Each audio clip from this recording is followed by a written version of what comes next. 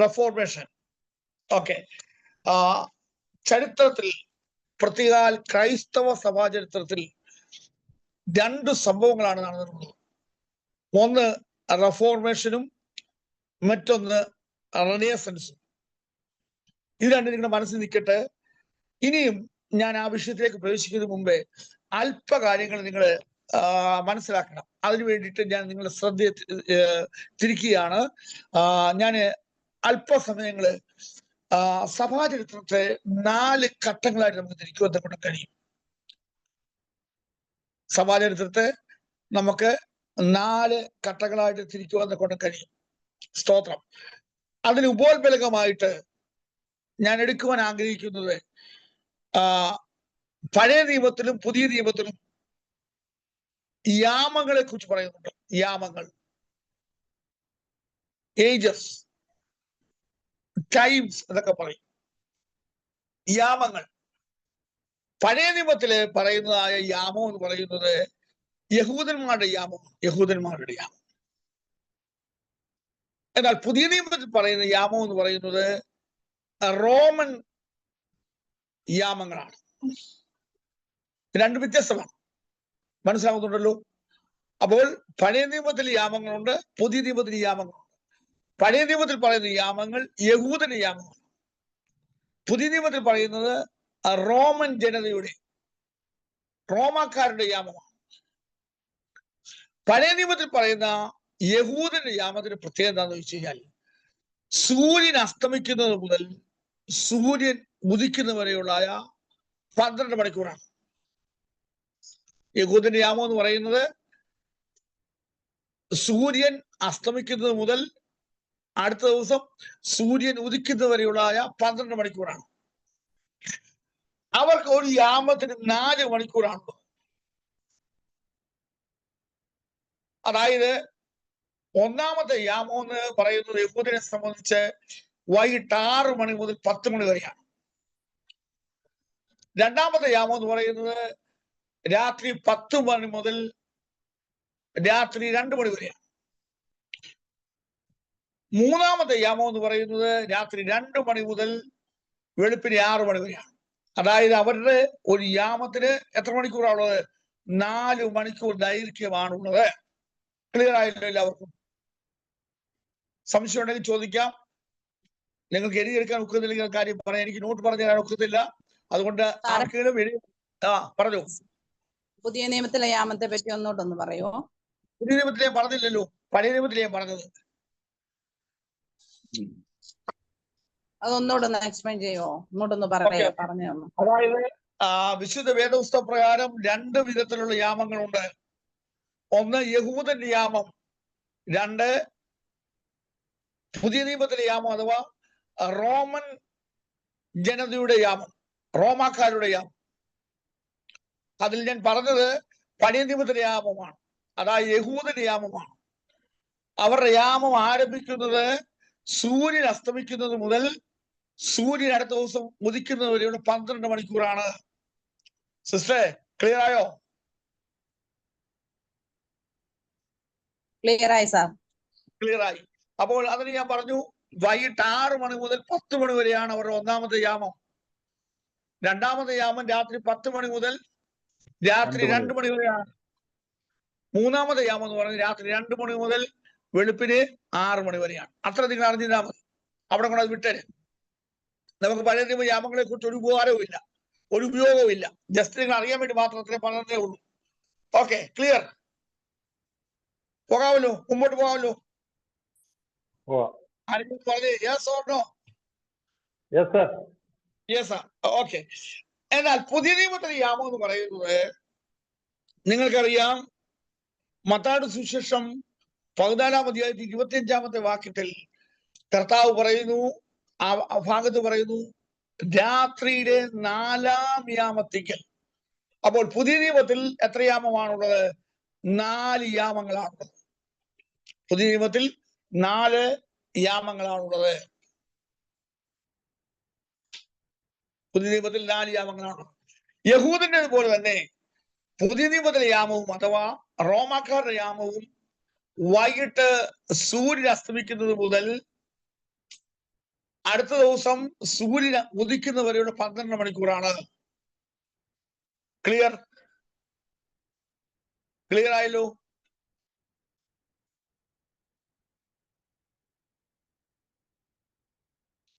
മുമ്പോട്ട് പോട്ടെ. Yes sir. Okay, ഇങ്ങനെ സ്ലോയായ എനിക്ക് തീർക്കാനൊക്കത്തില്ല, ഒരുപാടുണ്ട്. ഇതൊരു വലിയ ഭണ്ഡാരമാണ്. ഇതെല്ലാം തീർക്കണമെങ്കിൽ നിങ്ങൾ ഇച്ചിരി സ്പീഡിൽ തന്നെ നിൽക്കണം. സാരമില്ല. അപ്പോൾ ഇതിനും 12 മണിക്കൂറാണുള്ളത്. എന്നാൽ പഴയ നിയമത്തിലെ യഹൂദന്റെ യാമത്തിൽ നിന്നും വ്യത്യസ്തമായിട്ട് പഴയ നിയമത്തിലെ യാമം എന്ന് പറയുന്നത് 4 മണിക്കൂറാണെങ്കിൽ ഇത് 3 മണിക്കൂർ ഉൾപ്പെട്ടതാണ്. പുതിയ നിയമത്തിലെ യാമം, അത് റോമാക്കാരുടെ യാമം എന്ന് പറയുന്നത് ഒരു യാമത്തെ എത്ര മണിക്കൂറുണ്ട്? 3 മണിക്കൂറേ ഉള്ളൂ. അപ്പോൾ ആദ്യത്തെ യാമം ആരംഭിക്കുന്നത് വൈകിട്ട് 6 മണി മുതൽ 9 മണി വരെയാണ്. രണ്ടാമത്തെ യാമം ആരംഭിക്കുന്നത് 9 മണി മുതൽ 12 മണി വരെയാണ്. ഓക്കെ. മൂന്നാമത്തെ യാമം ആരംഭിക്കുന്നത് 12 മണി മുതൽ വെളുപ്പിനെ 3 മണി വരെയാണ്. നാലാമത്തെ യാമം എന്ന് പറയുന്നത് ഒന്നുകൂടെ പറയാം. ഒന്നാമത്തെ യാമം എന്ന് പറയുന്നത് രാത്രി വൈകിട്ട് 6 മണി മുതൽ എത്ര വരെയാ? കൂട്ടിക്കോ, 3 മണിക്കൂർ കൂട്ടിക്കോ, 9 മണി വരെ. ഓക്കെ. രണ്ടാമത്തെ യാമം എന്ന് പറയുന്നത് 9 മണി മുതൽ 12 മണി വരെ. ഓക്കെ. മൂന്നാമത്തെ യാമം എന്ന് പറയുന്നത് 12 മണി മുതൽ വെളുപ്പിനെ 3 മണി വരെയാണ്.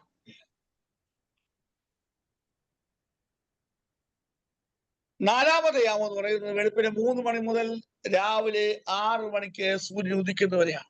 4 യാമങ്ങൾ. ക്ലിയർ ആയോ? ക്ലിയർ. ഓക്കെ.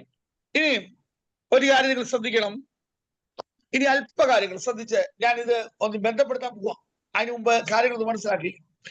ഒന്നാം യാമം എന്ന് പറയുന്നത് 6 മണി മുതൽ 9 മണി വരെയുള്ള സമയം. അങ്ങനെ ആരും ഉറങ്ങാറില്ല. ഉണ്ടോ? നല്ല ഉത്സാഹത്തില് തിമിർപ്പില് പാട്ടുപാടുകയും ആരാധിക്കുകയും പ്രാർത്ഥനകൾ നടത്തുകയും കടയിൽ പോവുകയും അത്താഴം ഉണ്ടാക്കുകയും ഒക്കെ ഒരു ആക്റ്റീവായിട്ടുള്ള സമയമാണ് ഫസ്റ്റ് യാമം എന്ന് പറയുന്നത്. ഈ ഒന്നാമത്തെ യാമത്തെ നമുക്ക് അപ്പോസ്തോലിക സഭയുമായിട്ട് ബന്ധപ്പെടുത്തുവാൻ കൊണ്ട് കഴിയും. 6 മുതൽ 9 വരെയുള്ള കാലഘട്ടം എന്ന് പറയുന്നത് ഏത് കാലഘട്ടമായിട്ട് ബന്ധപ്പെടുത്താൻ കഴിയും? സഭയുമായിട്ട് ബന്ധപ്പെടുത്തുമ്പോൾ അപ്പോസ്തോലിക കാലഘട്ടത്തെ കുറിച്ച് അപ്പോസ്തോലിക കാലഘട്ടം, അതായത് യേശു ക്രിസ്തുവിന്റെ സ്വർഗാരോഹണം മുതൽ കുസ്തന്തീനോസ് ചക്രവർത്തിയുടെ വിളംബരം വരെയുള്ള കാലഘട്ടമാണ്. ഓക്കെ, എടുക്കണേ. അപ്പോൾ അപ്പോസ്തോലിക കാലഘട്ടം അതെന്ന് പറഞ്ഞാൽ എന്ന് മുതൽ എന്ന് വരെയാണ്? ക്രിസ്തുവിന്റെ സ്വർഗാരോഹണം മുതൽ എന്ന് പറയാ കുസ്തന്തീനോസിന്റെ വിളംബരം വരെ. ഞാൻ വിശദീകരിച്ച് പഠിപ്പിച്ചോളാം. ഇപ്പൊ ജസ്റ്റ് ഒന്ന് എഴുതി വെക്കുക. അതായത് ഒന്നുകൂടെ പറഞ്ഞാൽ കാലഘട്ടം പറഞ്ഞു കഴിഞ്ഞാൽ AD 30 മുതൽ AD 313 വരെ. AD 30 മുതൽ AD 313 വരെ. എല്ലാവർക്കും കിട്ടിയോ? കിട്ടി. ഒന്നാമത്തെ യാമം വൈകിട്ട് 6 മണി മുതൽ 9 മണി വരെ കാലഘട്ടം. ഇതിന് എന്ത് കാലഘട്ടം എന്ന് പറയുന്നു? അപ്പോസ്തോലിക സഭാ കാലഘട്ടം. അതെന്ന് മുതൽ എന്ന് പറയാ? യേശു ക്രിസ്തുവിന്റെ സ്വർഗാരോഹണം എവിടെ വരെയാ? കുസ്തന്തീനോസിന്റെ വിളംബരം വരെ. ആരാ കുസ്തന്തീനോസ്? കോൺസ്റ്റന്റൈൻ ചക്രവർത്തി. ആരാ? ഒരു ചക്രവർത്തിയാണ്, റോമിന്റെ ചക്രവർത്തിയായിരുന്നു. അതിനെ കുറിച്ച് നമ്മൾ പഠിക്കും. അപ്പോൾ കുസ്തന്തീനോസിന്റെ വിളംബരം വരെയാണ് കാലഘട്ടം. ഇയറായിട്ട് പറയുമ്പോൾ എന്ന് മുതൽ എന്ന് വരിക? AD 30 മുതൽ AD 313 വരെയുള്ള കാലഘട്ടം. ഈ കാലഘട്ടം ഉണർവിന്റെ കാലഘട്ടമായിരുന്നു. ഈ കാലഘട്ടം എന്തിന്റെ കാലഘട്ടമായിരുന്നു? ഉണർവിന്റെ കാലഘട്ടമായിരുന്നു. ഉണർവിന്റെ കാലഘട്ടമായിരുന്നു.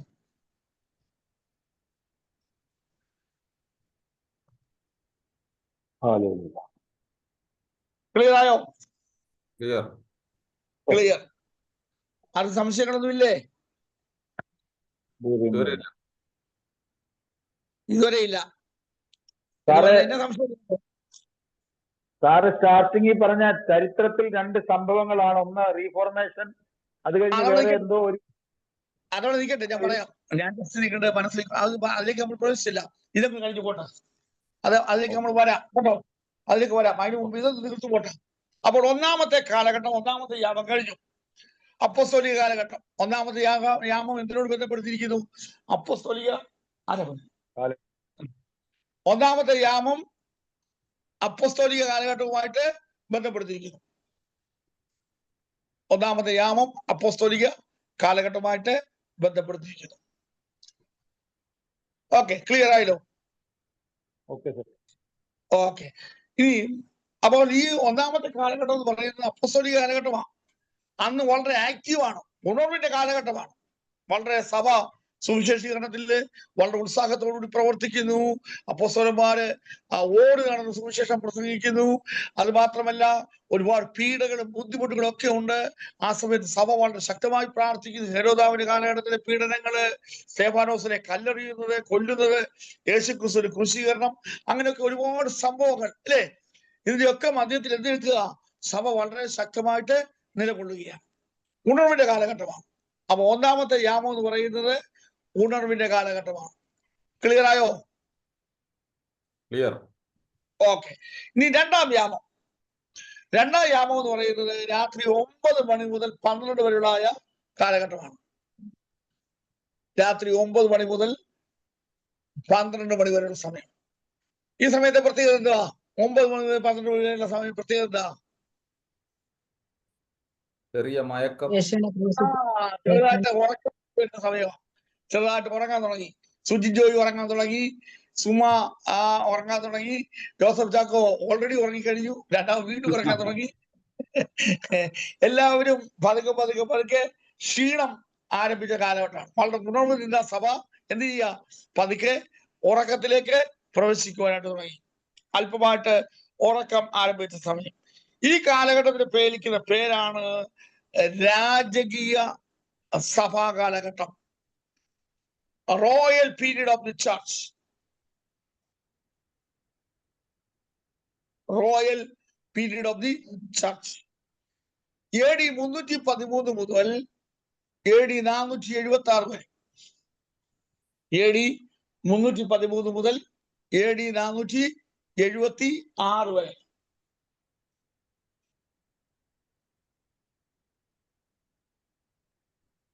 AD 313 മുതൽ AD 476 വരെ. അതായത് കുസ്തന്തീനോസ് ചക്രവർത്തിയുടെ, കോൺസ്റ്റന്റൈൻ ചക്രവർത്തിയുടെ വിളംബരം മുതൽ റോമാ സാമ്രാജ്യത്തിന്റെ അധപ്പതനം വരെ.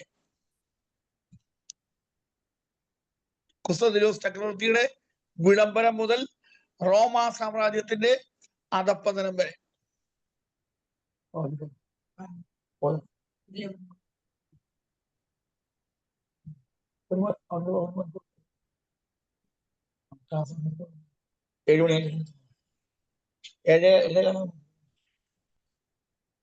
ഓക്കെ.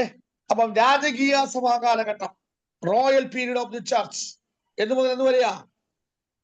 AD 476 വരെ. 476. തെറ്റിച്ചെഴുതല്ലേ? ആർക്കെങ്കിലും സംശയം കൊണ്ട് ചോദിച്ചോണം. പിന്നെ സൈസാർ അങ്ങനെ പഠിപ്പിച്ചെന്ന് പറഞ്ഞേ. അതായത് കുസ്തന്തീനോസ് ചക്രവർത്തിയുടെ വിളംബരം മുതൽ അനന്തവാദമൊക്കെ നമ്മൾ പഠിക്കും കേട്ടോ.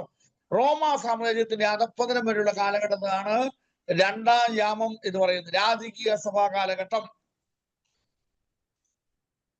മൂന്നാമത്തെ കാലഘട്ടമാണ് രാത്രി എത്ര മണി മുതൽ? 12 മണി മുതൽ 3 മണി വരെയുള്ള സമയം. രാത്രി 12 മണി മുതൽ വെളുപ്പിന് 3 മണി വരെയുള്ള സമയം. ഈ സമയത്തിന്റെ പ്രത്യേകത എന്താ? ഊർക്കം വലിച്ചുറങ്ങുന്ന.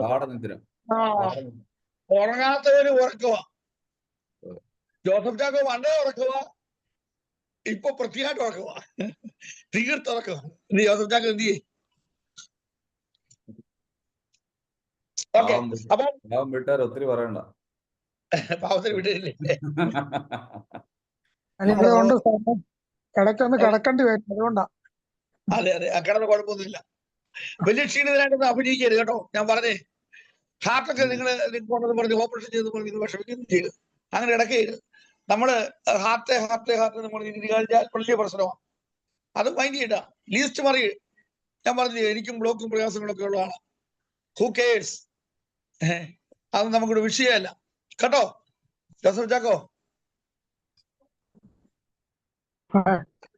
അതിനെക്കുറിച്ച് ചിന്തിക്കാൻ വേണ്ട. ഓക്കെ. അപ്പൊ മൂന്നാമത്തെ യാമം എന്ന് പറയുന്നത് രാത്രി 12 മണി മുതൽ വെളുപ്പിന് 3 മണി വരെയുള്ള സമയമാണ്. ആ സമയത്തിന് പ്രത്യേകത എന്താ? കഠിനമായ ഉറക്കം. ആ സമയത്തിന് പ്രത്യേകത എന്താ നിങ്ങളത് പറഞ്ഞേ? ആ സമയത്ത് എന്താ സംഭവിക്കുന്നത്? പിശാചുമായിട്ടുള്ള പോരാട്ടം. ഒരു പ്രവർത്തനവും യാതൊരു പ്രവർത്തനവും ഒന്ന്. മറ്റൊന്നെന്താ? തസ്കരന്മാർ, മോഷ്ടാക്കൾ എഴുന്നേക്കുന്ന സമയമാണ് അല്ലെ? ആ സമയത്താണ് ആവശ്യമില്ലാത്ത എല്ലാവിധമായ ദുഷ്ടകാര്യങ്ങൾ നടക്കുന്നത് അല്ലെ? അല്ല, ശരിയല്ലേ പറഞ്ഞേ? എല്ലാ ദുഷ്ടതയും നടക്കുന്നത് ആ സമയത്താണ്. ചുരുക്കി പറഞ്ഞു കഴിഞ്ഞാൽ മനുഷ്യത്വരഹിതമായ പ്രവർത്തനങ്ങൾ നടക്കുന്നത് ആ സമയത്താണ്. ഈ കാലഘട്ടത്തെ വിളിക്കുന്ന പേരാണ് മധ്യകാല സഭാ കാലഘട്ടം. മധ്യകാല സഭാ കാലഘട്ടം. AD 476 മുതൽ AD 1453 വരെ. AD 476 മുതൽ AD 1453 വരെ. ഈ സമയത്തിന്റെ പ്രത്യേകത എന്ന് ചോദിച്ചു കഴിഞ്ഞാൽ the dark age of the church എന്നറിയപ്പെടുന്നു. സഭയുടെ ഇരുണ്ട കാലഘട്ടമാണ്.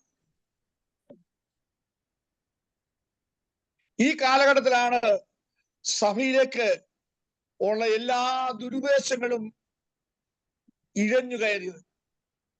All false doctrines crept into the church എന്നാണ് പറയുന്നത്. ക്രപ്റ്റ്, ഇഴഞ്ഞു കയറുക. All false doctrines crept into the church. സഭയിലേക്ക് ഈ സമയങ്ങളിൽ എന്തോ കയറി? ഇരുണ്ട കാലഘട്ടത്തിൽ സഭയിലേക്ക് എല്ലാവിധമായിരിക്കുന്ന ദുഷ്ടതകളും ഇഴഞ്ഞു കയറുക. നിങ്ങൾക്ക് അറിയാമല്ലോ, ഇഴഞ്ഞു കയറുന്ന ആരാ? പാമ്പുകളാണ്, വിഷപ്പാമ്പുകളാണ് അല്ലെ? ഒരു ചെറിയ വിടവുണ്ട്, അതിലൂടെ കയറി വരിക. എന്തിനാ? മനുഷ്യനെ കൊന്നുകളയുവാൻ, സഭയെ കൊന്നുകളയുവാൻ. ഈ കാലഘട്ടത്തിന്റെ പ്രത്യേകത എന്താണ്? എല്ലാവിധമായ ദുഷ്ട കാര്യങ്ങള്, ദുരുപദേശങ്ങൾ, പാരമ്പര്യങ്ങൾ, അൺവാണ്ടഡ് ബിബ്ലിക്കൽ ഡോക്ട്രിൻസ് എല്ലാം സഭയിലേക്ക് കടന്നു കയറുവാനിടയായി.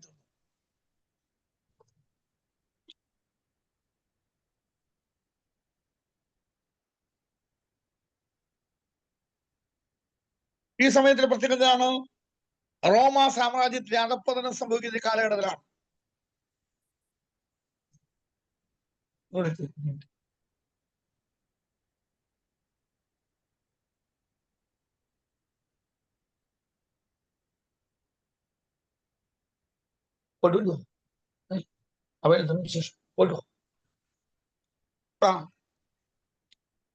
ഈ സമയത്തിന്റെ പ്രത്യേകത എന്താണ്?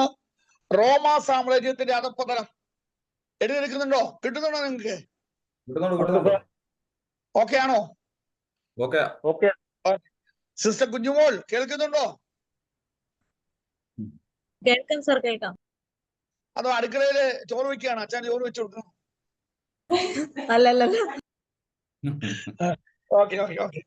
ശരി ശരി. അപ്പോൾ റോമ സാമ്രാജ്യത്തിന്റെ അധപ്പതനം മുതൽ പിന്നെ എന്താ കുസ്തന്തിനോസ് പുരിയുടെ അധപ്പതനം വരെ. റോമ സാമ്രാജ്യത്തിന്റെയും കുസ്തന്തിനോസ് പുരിയുടെയും അധപ്പതനമാണ് ഈ കാലഘട്ടത്തിന്റെ പ്രത്യേകത. ഞാൻ പറഞ്ഞല്ലോ, ഈ സമയത്ത് സഭയ്ക്കകത്ത് എന്ത് കയറി? സഭയുടെ ഇരുണ്ട കാലഘട്ടമാണ്. ദുരുപദേശങ്ങൾ കടന്നുകൂടി, പിന്നെ പാരമ്പര്യം കടന്നുകൂടി, പിന്നെ തെറ്റായ നിരവധി ഉപദേശങ്ങൾ സഭയ്ക്കകത്തിലേക്ക് പ്രവേശിച്ചു. അതൊക്കെയാണ് ഈ കാലഘട്ടത്തിന്റെ പ്രത്യേകത. അപ്പോൾ ഒരു പ്രവർത്തനവുമില്ല, എല്ലാവരും ഉറക്കമാണ്. അപ്പോസ്തലന്മാരില്ല, സുവിശേഷന്മാരില്ല, സഭാപിതാക്കന്മാരില്ല, അപ്പോളജിസ്റ്റ് ഇല്ല, ആരുമില്ല. മൊത്തം ടോട്ടൽ എല്ലാം കൂടെ ഉള്ളത് കത്തോലിക്ക സഭ മാത്രമാണ്. അവരുടെ വായി വന്ന് എല്ലാം പഠിപ്പിച്ചു, ദൈവവചനത്തിന് വിരുദ്ധമായിട്ട്. ഇന്ന് നമ്മുടെ സഭകളിൽ കാണുന്ന എല്ലാ ദുരുപദേശങ്ങളും ഈ കാലഘട്ടത്തിലാണ് സഭയിലേക്ക് പ്രവേശിച്ചത്. അന്നുണ്ടായിരുന്ന ഏക സഭ എന്ന് പറയുന്നത് പെന്തക്കോസ്ത് സഭ അന്നില്ല. അന്നുണ്ടായിരുന്ന ഏക സഭ എന്ന് പറയുന്നത് കത്തോലിക്ക സഭ മാത്രമാണ്. ഈ കത്തോലിക്ക സഭ ദൈവവചന വിരുദ്ധമായിട്ടുള്ള എല്ലാ കാര്യങ്ങളും ആ കാലഘട്ടത്തിൽ പഠിപ്പിച്ചു വെച്ചു. അതാണ് ഇന്ന് നമ്മുടെ ഇടയിൽ കാണുന്ന സകലത്തിന്റെ കാരണം. ഓക്കെ, 4-ാം യാമം വെളുപ്പിന് 3 മണി മുതൽ 6 മണി വരെയുള്ള സമയം. ഈ സമയത്തിന് പ്രത്യേകത എന്താ? വെളുപ്പിന് 3 മണി മുതൽ 6 മണി വരെയുള്ള സമയത്തിന് പ്രത്യേകത എന്താ?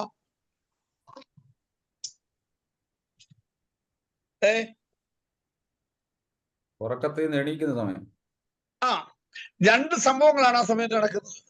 ഒന്ന്, ഉദയനക്ഷത്രം ഉദിക്കും.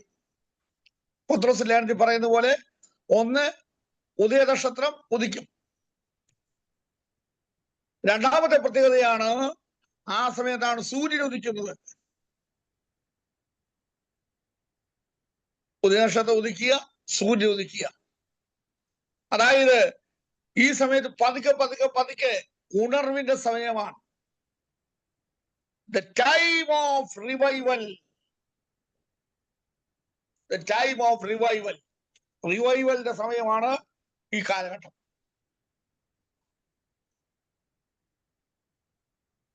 ഇതിനെ നവീകരണ കാലഘട്ടം എന്ന് വിളിക്കാം. നവീകരണ കാലഘട്ടം എന്ന് വിളിക്കാം. Okay, the Reformation period. Reformation period AD 1453 മുതൽ ഇന്നയോളമുള്ള കാലഘട്ടം. AD 1453 മുതൽ ഇന്ന് വരെയുള്ള കാലഘട്ടത്തെയാണ് എന്ത് വിളിക്കുന്നത്? നവീകരണ കാലഘട്ടം എന്ന് വിളിക്കുന്നത്. നിങ്ങൾക്ക് മനസ്സിലായോ? മനസ്സിലായവർ മാത്രം ഒരു തമ്പ് കാണിച്ചു തരും. സ്തോത്രം. ഒരാൾക്ക് മനസ്സിലായുള്ളൂ. ശരി. വേറെ ആൾക്കൊക്കെ മനസ്സിലായോ? ഓക്കെ, എല്ലാവർക്കും ക്ലിയർ ആയി ഞാൻ വിശ്വസിക്കുന്നു. സ്തോത്രം. ആർക്കെങ്കിലും മനസ്സിലാകാനുണ്ടെങ്കിൽ ഈ 4 കാലഘട്ടത്തെ കുറിച്ച് ഒന്നുകൂടി ചോദിക്കാം, ഞാൻ പറഞ്ഞുതരാം. Okay, clear. മുമ്പോട്ട് പോട്ടോ? മുമ്പോട്ട് പോവാം. മുമ്പോട്ട് പോകാം. സ്തോത്രം. അപ്പോൾ 3-ാം യാമം അതായത് കഠിനമായ ഉറക്കത്തിന്റെ സമയമാണ്. ഈ കാലഘട്ടത്തെ വിളിക്കുന്ന പേരാണ് മധ്യകാല സഭാകാലഘട്ടം. The medieval age. AD 476 മുതൽ 1453 വരെ. ഇതിന്റെ പ്രത്യേകത എന്താണെന്ന് ചോദിച്ചു കഴിഞ്ഞാൽ റോമൻ സാമ്രാജ്യത്തിന്റെ അധപ്പതനം മുതൽ കുസ്തന്തീനോസ് പീയുടെ അധപ്പതനം വരെയാണ്. ഈ സമയത്തെ പ്രത്യേകത എന്താണെന്ന് ചോദിച്ചു കഴിഞ്ഞാൽ സഭയിലേക്ക് എല്ലാവിധമായ ദുഷ്ടതകളും ഇഴഞ്ഞു കയറുവാനിടയായി തീർന്നു. ദുരുപദേശങ്ങൾ, പാരമ്പര്യങ്ങൾ, ദൈവവചന വിരുദ്ധമായ പഠിപ്പിക്കലുകൾ, കത്തോലിക്ക സഭയുടെ ആധിപത്യം, ഇതൊക്കെയാണ് ആ കാലഘട്ടത്തിന്റെ പ്രത്യേകത. ആരും ചോദ്യം ചെയ്യാനില്ല. അപ്പോസ്തലന്മാരില്ല, സുവിശേഷകന്മാരില്ല, സഭാപിതാക്കന്മാരില്ല, അപ്പോളജിസ്റ്റ് ഇല്ല. എല്ലാം നയിക്കുന്ന ആരാ? പോപ്പും അവന്റെ അനുയായികളും മാത്രം. പിശാചിന്റെ വിളയാട്ടമായിരുന്നു ആ കാലഘട്ടം എന്ന് പറയുന്നത്. അന്ന് ഒരു പെന്തക്കോസ്ത് സഭകൾ വന്നില്ല. പ്രാർത്ഥിക്കുന്നതിൽ എല്ലാവരും ഭയങ്കര ഉറക്കമാണ്. ഒരു സുവിശേഷീകരണ പ്രവർത്തനങ്ങളും അന്ന് നടക്കുന്നില്ല. അതിനെക്കുറിച്ചാണ് നമ്മൾ പഠിക്കാനൊക്കെ പോകുന്നത്. ഓക്കെ, അപ്പൊ ഇതാണ് 4 കാലഘട്ടങ്ങൾ. ഒന്നാമത്തെ കാലഘട്ടത്തിന് എന്ത് പറയുന്നു? അപ്പോസ്തോലിക കാലഘട്ടം. രണ്ടാമത്തേത് രാജകീയ കാലഘട്ടം. 3 ഏതാ? മധ്യകാല സഭാ കാലഘട്ടം. 4 എന്താ? നാലാമത്തേത് നക്ഷത്രം ഉദിക്കും. അല്ലല്ല, രണ്ടാമത്തെ പേരെന്താ? നവീകരണ കാലഘട്ടം. നവീകരണ കാലഘട്ടം. ഞാൻ പറഞ്ഞത് 4-ാമത്തെ യാമത്തിന് 2 പ്രത്യേകതയാണ്. 1 ഉദയനക്ഷത്രം ഉദിക്കുക, 2 സൂര്യൻ ഉദിക്കുക എന്ന് പറഞ്ഞത്. സ്തോത്രം. ഇനി ഒരു ഭാഗം കൂടെ പറഞ്ഞിട്ട് നമുക്ക് വിഷയത്തിലേക്ക് കടന്നു വരാം. ഞാന് ഇനിയും അല്പമായിട്ട് പറയാൻ പോകുന്നത് സഭയെ കുറിച്ചാണ്. അപ്പോസ്തോലിക സഭയെ കുറിച്ചാണ്. സഭ അപ്പോസ്തോലിക സഭ, the apostolic church, the apostolic church അഥവാ അപ്പോസ്തോലിക സഭ. അപ്പോസ്തോലിക സഭ അതിനകത്ത് 2-3 കൂട്ട കാര്യങ്ങൾ നമുക്ക് പഠിക്കണം. ഏകദേശം അതോട് പഠിപ്പിച്ച് കഴിയുമ്പോൾ ഇന്നത്തെ സമയം അങ്ങ് തീരും. അത്ര നിങ്ങൾ എന്നെ സഹിച്ചാൽ മതി കേട്ടോ. അപ്പോൾ ആദി അപ്പോസ്തോലിക സഭ, സഭ എന്ന് പറഞ്ഞാൽ എന്താണ്? What is church? എന്താണ് സഭ? നമ്മൾ പൊതുവെ കേൾക്കുന്ന ഒരു പദകാര്യമാണ് സഭ എന്ന പദം. എക്ലീഷ്യ എന്ന ഗ്രീക്ക് പദത്തിൽ നിന്ന് ഉടലെടുത്ത ഒരു പദമാണ് സഭ. Church derived from the Greek word ecclesia. സഭ എന്ന് പറയുന്നത് ഇവിടുന്ന് ഉടലെടുത്താണ്. എക്ലീഷ്യ എന്ന് പറയുന്ന പദത്തിൽ നിന്ന്. എന്താ എക്ലീഷ്യ എന്ന വാക്കിന്റെ അർത്ഥം?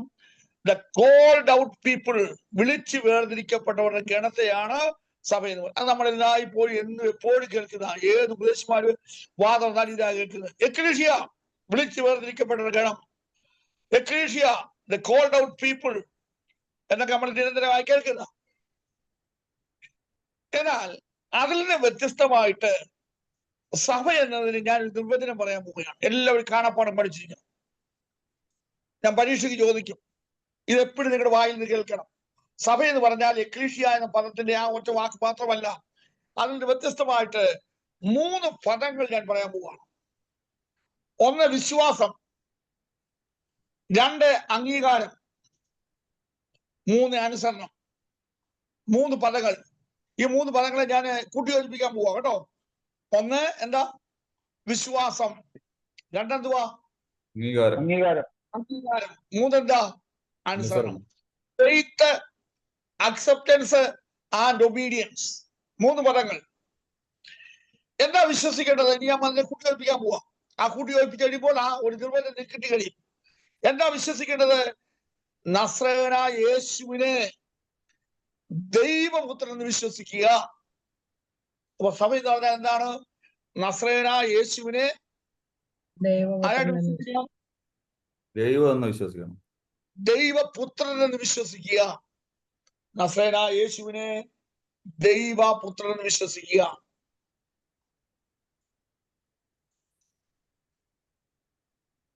അടുത്തെന്താ? അംഗീകാരം. എന്തു അംഗീകരിക്കേണ്ടത്? ആ യേശുവിനെ പാപികളുടെ രക്ഷിതാവായിട്ട് അംഗീകരിക്കുക. അപ്പൊ നോക്കണം, 2 പദങ്ങൾ ഞാൻ പറഞ്ഞു കഴിഞ്ഞു. നസ്രയനായ യേശുവിനെ ദൈവപുത്രൻ എന്ന് വിശ്വസിക്കുകയും പിന്നെന്താ? പാപികളുടെ രക്ഷിതാവായി അംഗീകരിക്കുകയും ചെയ്യുക.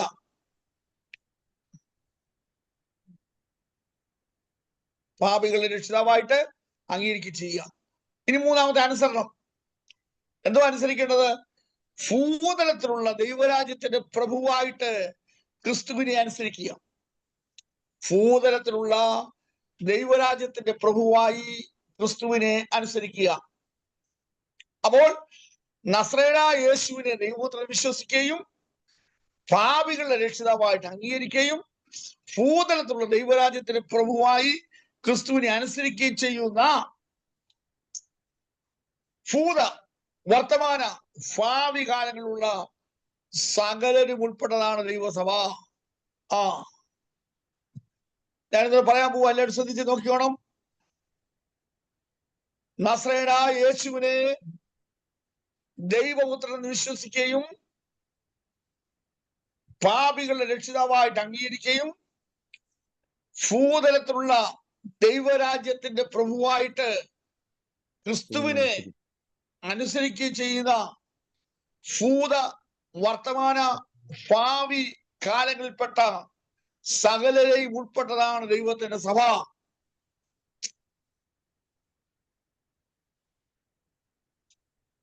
വർത്തമാന ഭാവി കാലങ്ങളിൽപ്പെട്ട സകലരുടെയും ഗണത്തെയാണ് സഭ എന്ന് പറയുന്നത്.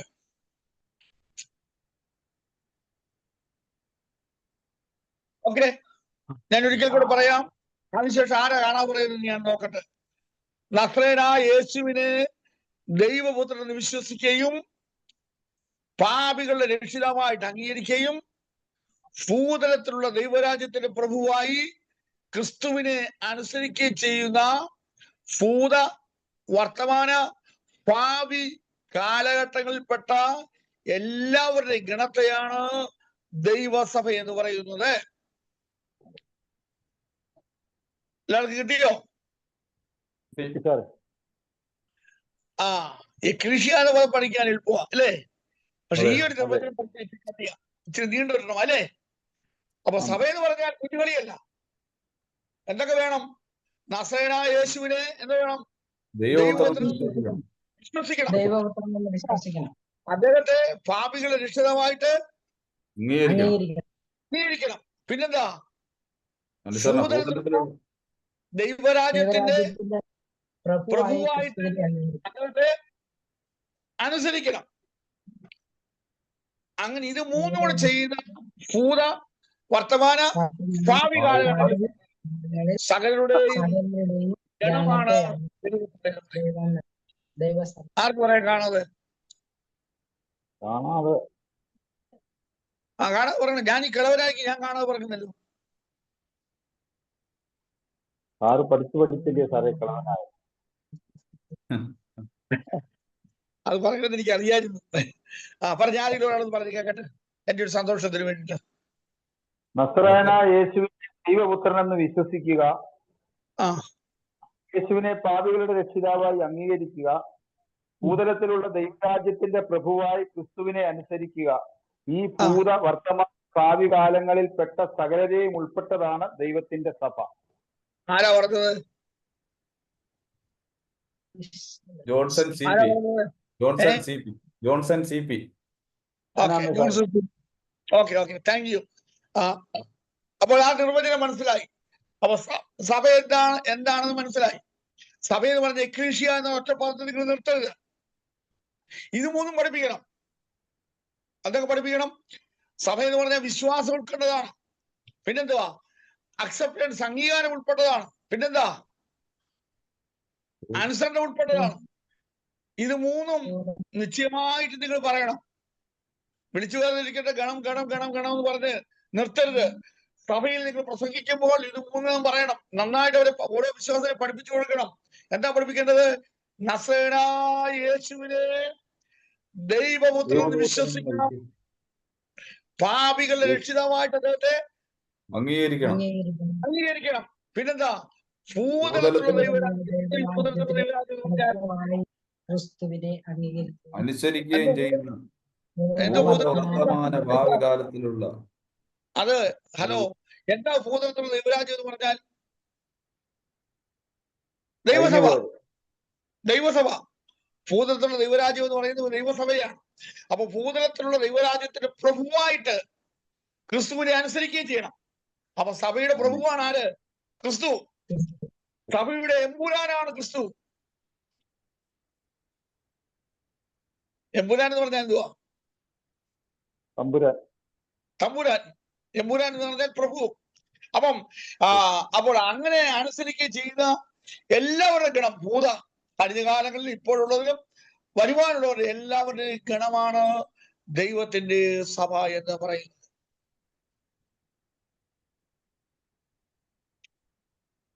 ഓക്കെ, ഇനി അടുത്തൊരു ചോദ്യം. സഭയുടെ ആരംഭം എന്താണ്? നിങ്ങൾ പഠിച്ചിരിക്കണം. എന്നാ സഭ ആരംഭിച്ച ആൾക്കാരെന്ന് പറയാമോ? അറിയാവുന്നത് പറഞ്ഞേ. എന്നാ സഭ ആരംഭിച്ചത്? സഭ ആരംഭിച്ചത് പെന്തക്കോസ്ത് നാളിൽ. പെന്തക്കോസ്ത് നാളിൽ. വേറെ ആർക്കെങ്കിലും എന്തെങ്കിലും അഭിപ്രായം ഉണ്ടോ? ആത്മാവ് ഇറങ്ങി വന്നപ്പോൾ സഭ ആരംഭിച്ചു. അതെ, എല്ലാവരുടെയും അഗ്നി നാവുകൾ പ്രത്യക്ഷമായി. അപ്പൊ സഭ ആരംഭിച്ച പെന്തക്കോസ്ത് നാളിലാണ്. ആരാ പറഞ്ഞത്? സുജിൻ ബ്രദർ. ഓക്കെ. വേറെ ആർക്കെങ്കിലും അഭിപ്രായം ഉണ്ടോ? അറിയാവുന്നതാണ്. സഭയുടെ ആരംഭത്തെ കുറിച്ച് 4 വിധ അഭിപ്രായങ്ങളാണുള്ളത്. ഇത് കേട്ടിട്ട്, ഈ 4 അഭിപ്രായങ്ങൾ കേട്ടിട്ട് നിങ്ങൾ പറയണം എന്നാ സഭ ആരംഭിച്ചത്.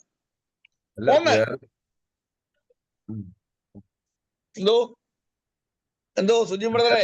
യഹൂദ സഭ ഉണ്ടായിരുന്നു. ക്രിസ്തുവിന്റെ പേരിലുള്ള സഭയാണ് ഈ നമ്മുടെ പെന്തക്കോസ്ത് നാളിൽ തുടങ്ങി. പെന്തക്കോസ്താണ് തുടങ്ങി. അപ്പോഴേ 4 അഭിപ്രായങ്ങളുണ്ട് സഭയുടെ ആരംഭത്തെ കുറിച്ച്. ഒന്നാമത്തെ അഭിപ്രായം, ഇസ്രായേൽ സഭയുടെ പിന്തുടർച്ചയാണ് ക്രൈസ്തവ സഭ. യഹൂദ സഭയുടെ പിന്തുടർച്ചയാണ് ക്രൈസ്തവ സഭ. കിട്ടിയോ? കിട്ടി. 2, യേശു ക്രിസ്തു ശിഷ്യന്മാരെ വിളിച്ചതോടുകൂടിയാണ് സഭ ആരംഭിച്ചത്. വിളിയോടുകൂടിയാണ് സഭ ആരംഭിച്ചത്. 3, പെന്തക്കോസ്ത് നാളിലാണ് സഭ ആരംഭിച്ചത്. 4, യേശു ക്രിസ്തുവിന്റെ ക്രൂശ് മരണത്തോടുകൂടി സഭ ആരംഭിച്ചു. അപ്പോൾ 4 അഭിപ്രായങ്ങൾ. 1, എന്നാ ഇസ്രായേൽ അല്ലെങ്കിൽ യഹൂദ എന്തോ കേട്ടില്ല. നാലാമത്തെ പോയിന്റ്. ഞാനത് പറയാം, ഒന്നുകൂടെ കേട്ടെ. 1, ഇസ്രായേൽ സഭയുടെ അല്ലെങ്കിൽ യഹൂദ സഭയുടെ പിന്തുടർച്ചയാണ് ക്രൈസ്തവ സഭ.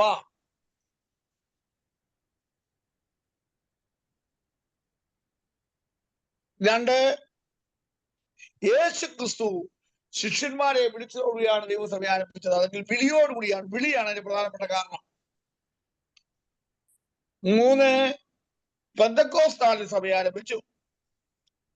4, യേശുവിന്റെ കാൽവരി ക്രൂശിലെ മരണത്തോടുകൂടി സഭ ആരംഭിച്ചു.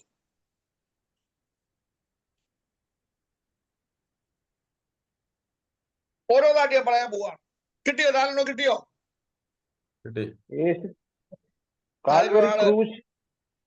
ക്രൂശിലെ മരണത്തോടുകൂടി സഭ ആരംഭിച്ചു. ഓക്കെ, പോകട്ടോ? കാല് കൊടുത്തോട്ടെ. ഓക്കെ, അപ്പോൾ ഒന്നാമത്തിലേക്ക് വരാം. ഇസ്രായേലി സഭയുടെ അല്ലെങ്കിൽ യഹൂദ സഭയുടെ പിന്തുടർച്ചയാണ് ക്രൈസ്തവ സഭ. അതിനോട് നിങ്ങളുടെ അഭിപ്രായം എന്താ? Yes or no? No. Why? എന്തുകൊണ്ട്? ഇസ്രായേലി സഭയുടെ അല്ലെങ്കിൽ യഹൂദ സഭയുടെ പിന്തുടർച്ചയാണ് ക്രൈസ്തവ സഭ. സുജിൻ ബ്രദർ പറഞ്ഞു നോ എന്ന് പറഞ്ഞു. ഞാനും നോ എന്ന് പറയും സാർ. ഞാനും നോ എന്ന് പറഞ്ഞു. ആരാ ഞാനും നോ എന്ന് പറഞ്ഞത്? പേര് പറ. Johnson CP. വേറെ ആരുടെങ്കിലും അഭിപ്രായം ഉണ്ടോ? നമുക്ക് സുജിൻ ബ്രദർ തല്ലിക്കൊല്ലണം. തെറ്റായ കാര്യങ്ങൾ പറയുന്നത്. ഇസ്രായേലി സഭയുടെ പിന്തുടർച്ചല്ലേ ദൈവസഭ? പൗരോഹിത്യ ശുശ്രൂഷ യോഹന്നാൻ സ്നാപകന്റെ കാലഘട്ടത്തോടെ കഴിയുക. പിന്നെ അതിന്റെ പിന്തുടർച്ചയില്ല, അതോടെ തീർന്നു. ശരി, അപ്പൊ ഞാൻ തോറ്റിരിക്കുന്നു. ഞാൻ സുജിൻ ബ്രദർ എടുത്ത് തോറ്റിരിക്കുന്നു. ഓക്കെ, വേറെ ആർക്കെങ്കിലും അഭിപ്രായം ഉണ്ടോ? ഇസ്രായേലി സഭയുടെ അല്ലെങ്കിൽ യഹൂദ സഭയുടെ പിന്തുടർച്ചയാണ് ക്രൈസ്തവ സഭ. Yes or no?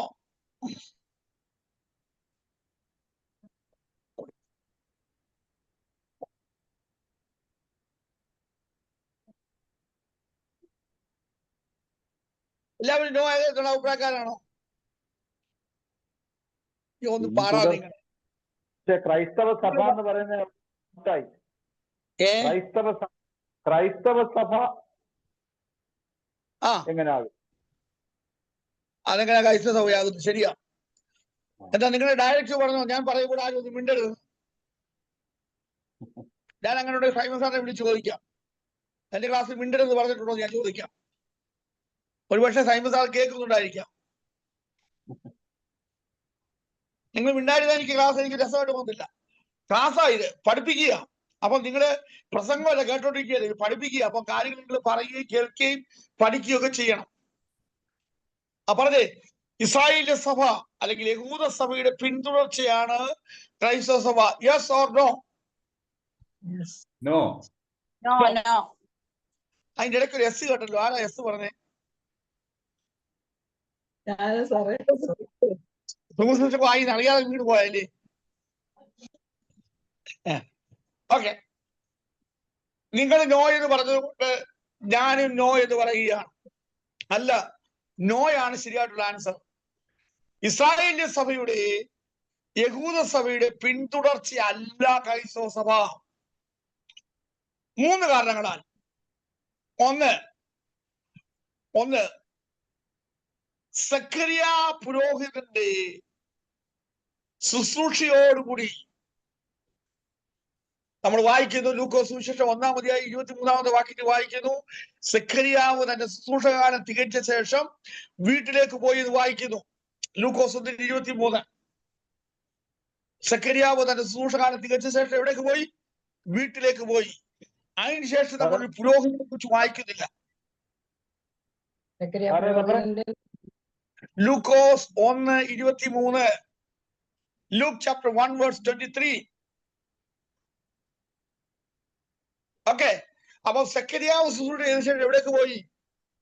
വീട്ടിലേക്ക് പോയി. അതിനുശേഷം ശുശ്രൂഷയ്ക്ക് വേണ്ടി ആരെങ്കിലും എഴുന്നേറ്റായിട്ട് നമ്മൾ വായിക്കുന്നില്ല. വായിക്കുന്നുണ്ട്, പലരെ കുറിച്ച് വായിക്കുന്നുണ്ട്, മഹാപുരോഹിതനെ കുറിച്ചും ഒക്കെ വായിക്കുന്നുണ്ട്. എന്നാൽ ദൈവാലയത്തിൽ ശുശ്രൂഷ ചെയ്ത ഒരു വ്യക്തിയെ കുറിച്ച് വായിക്കുന്നില്ല. അപ്പോൾ വേദപണ്ഡിതന്മാർ പറയുന്നത് സക്കറിയാവിന്റെ ശുശ്രൂഷയോടുകൂടി, ഹലോ കേൾക്കുന്നുണ്ടോ?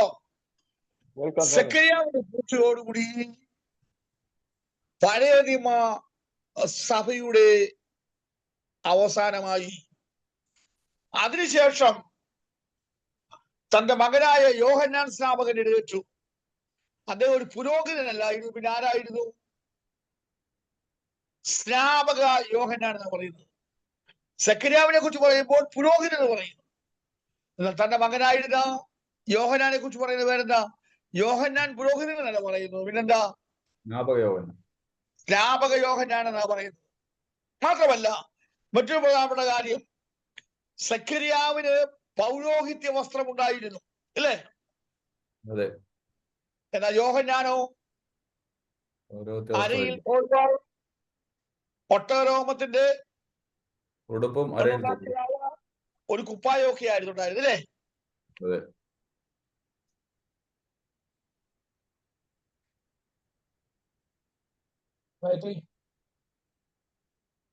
ഹലോ, ആ ഞാൻ വിളിച്ചു വന്നെടുത്ത് ഗായത്രി, എന്റെ ആ ഇമെയില് പാസ്വേഡ് കിട്ടുന്നില്ല, നോക്കുന്നില്ല എടുക്കാൻ. പോട്ടെ. അപ്പോൾ ഒന്നാമത് യോഹന്നാൻ സ്നാപകനാണ്. യോഹന്നാനെ വിളിക്കുന്ന പേര് പുരോഹിതനല്ല, പിന്നെന്താ വിളിക്കുന്നത്? സ്നാപകൻ എന്നാണ് വിളിക്കുന്നത്. അപ്പം പുരോഹിത്യ ശുശ്രൂഷ അല്ല താൻ ചെയ്യുന്നത്, പിന്നെന്താ? മറ്റൊരു വ്യത്യസ്തമായ ശുശ്രൂഷ ചെയ്യുന്നത്. രണ്ടാമത് പൗരോഹിത്യ വസ്ത്രമല്ല അണിഞ്ഞേക്കുന്നത്. പുരോഹിത വസ്ത്രം വേറെയാ, അഭിഷേകം വേറെയാ. എന്നാൽ ഇവിടെ പറയുന്നത് അങ്ങനെയല്ല. മൂന്നാമത് പുരോഹിതന്റെ ആഹാരം എന്ന് പറഞ്ഞു കഴിഞ്ഞാൽ എന്താണ്? കൈക്കുറുകമാണ്, യാഗത്തിന്റെ ബാക്കിയാണ്, ശേഷിപ്പാണ്. ഞാൻ പലപ്പോഴും ഓർത്തിട്ടുണ്ട്,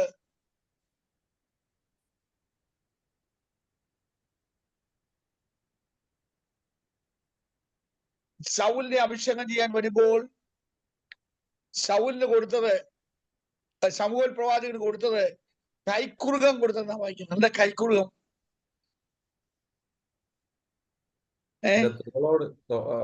കന്നാലിയുടെ ഒക്കെ തോളോട് ചേർന്ന ഭാഗം. മുൻകാലികളാണ്. എന്താ അങ്ങനെ മുൻകാലികൾ കൊടുക്കുന്നേ?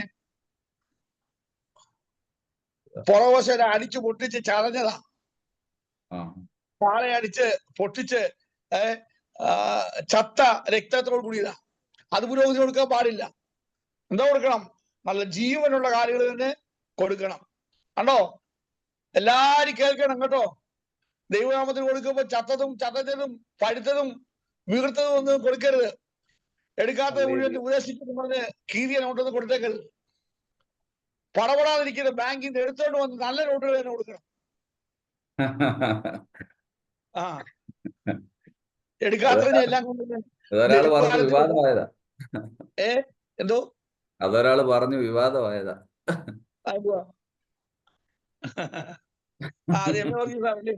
അതാണോ?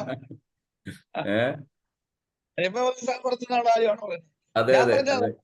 അതെ. അത് അത് പിച്ചക്കാശ് എന്ന് പറയുന്നത്. ഞാൻ പിച്ചക്കാശ് എന്നല്ല പറയുന്നത്. അത് 2 കാശ് ഇട്ടാണ് പിച്ചക്കാശല്ല ദൈവനാമത്തിന് വേണ്ടി കൊടുക്കുന്നത്. അതിനെ കുറിച്ചല്ല ഞാൻ പറയുന്നത്. ഞാൻ പറയുന്നത് ഏറ്റവും ശ്രേഷ്ഠമായിട്ടുള്ളത് വേണം ദൈവനാമത്തിന് വേണ്ടി കൊടുക്കേണ്ടത്. ആമേൻ. അല്ലാത്തൊന്നും കൊടുക്കരുത്. നിങ്ങൾ കേട്ടിട്ടുണ്ടോ? പിന്നെ യേശു കർത്താവ് ദൈവാലയത്തിൽ ചെന്നപ്പോൾ അനേകര് അല്ലേ എന്താ മണിപ്പെട്ടിയിലേക്ക് മണി ബോക്സിലേക്ക് ഇടുകയാണ് അല്ലേ? അവിടെ എത്ര മണി ബോക്സ് ഉണ്ടെന്ന് അറിയാമോ ദൈവാലയത്തിന്? നിങ്ങൾക്ക് അറിയാമോ അത്? ഇല്ല. ദൈവാലയത്തിൽ എത്ര മണി ബോക്സ് ഉണ്ടെന്ന് അറിയാമോ? 13 പണപ്പെട്ടികളുണ്ട്. നമ്മുടെ അവയിലൊക്കെ ആണെങ്കിൽ 2 സ്വത്രാഴ്ച എന്ന് പറഞ്ഞു കഴിഞ്ഞാൽ എല്ലാവർക്കും വിരോധമാണ്. ഇതെന്താ ഓരോ യഹൂദന് എത്ര സ്വത്രാഴ്ച ഇടണം? 13 സ്വത്രാഴ്ച ഇടണം എല്ലാ ദിവസവും. അതിനുവേണ്ടി ഇങ്ങനെ ക്യൂ നിൽക്കുക. അങ്ങനെ വലിയ ധനാട്ടിന് മുതൽ ഇങ്ങനെ ഇട്ടിട്ടിട്ട് 13 എണ്ണത്തിനെടുക്കൽ മരിയ. അവസാനം ഒരു സ്ത്രീ മാത്രമുണ്ട്. അവിടെ ആരും കാണാതെ കൈ പൊതിഞ്ഞ് മണിപ്പെട്ടിയിലോട്ട് ഒരു മണിപ്പെട്ടിയിലേക്ക് കിട്ടു.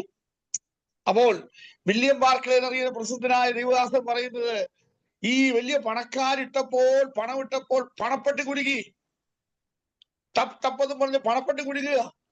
എന്നാൽ ഈ സാധു സ്ത്രീ 2 കാശിട്ടപ്പോൾ പണപ്പെട്ടി കുലുങ്ങിയില്ല. പക്ഷെ വേറൊരിടം കുലുങ്ങി. എവിടാ കുലുങ്ങിയത് അറിയാമോ? സ്വർഗം കുലുങ്ങുവാനിടയായി.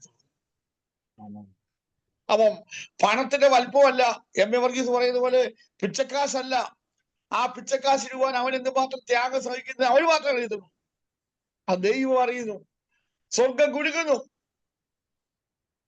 അപ്പൊ ഞാൻ പറഞ്ഞു വന്നത് കടന്നു വരാം. നോക്കിക്കേ, ഇവിടെ ഇതാ നിങ്ങൾ ഓർക്കണം, ഇസ്രായേലിന്റെയോ യഹൂദന്റെയോ പിന്തുടർച്ചയല്ല ദൈവസഭ. അതിന് കാരണം എന്താണെന്ന് ചോദിച്ചു കഴിഞ്ഞാൽ, ഒന്ന് യോഹന്നാൻ സ്നാപകനാണ്.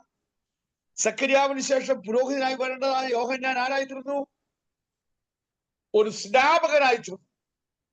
രണ്ടാമത് പുരോഹിതന്റെ ആഹാരം കഴിക്കേണ്ട വസ്ത്രം ധരിക്കേണ്ടവൻ ധരിക്കുക, തനിക്ക് ഇഷ്ടപ്പെട്ട ഒരു ഒട്ടകരോമം കൊണ്ടുള്ള വസ്ത്രവും അരയിൽ തോൽവാറും ഒക്കെ ധരിച്ച് നടക്കുക.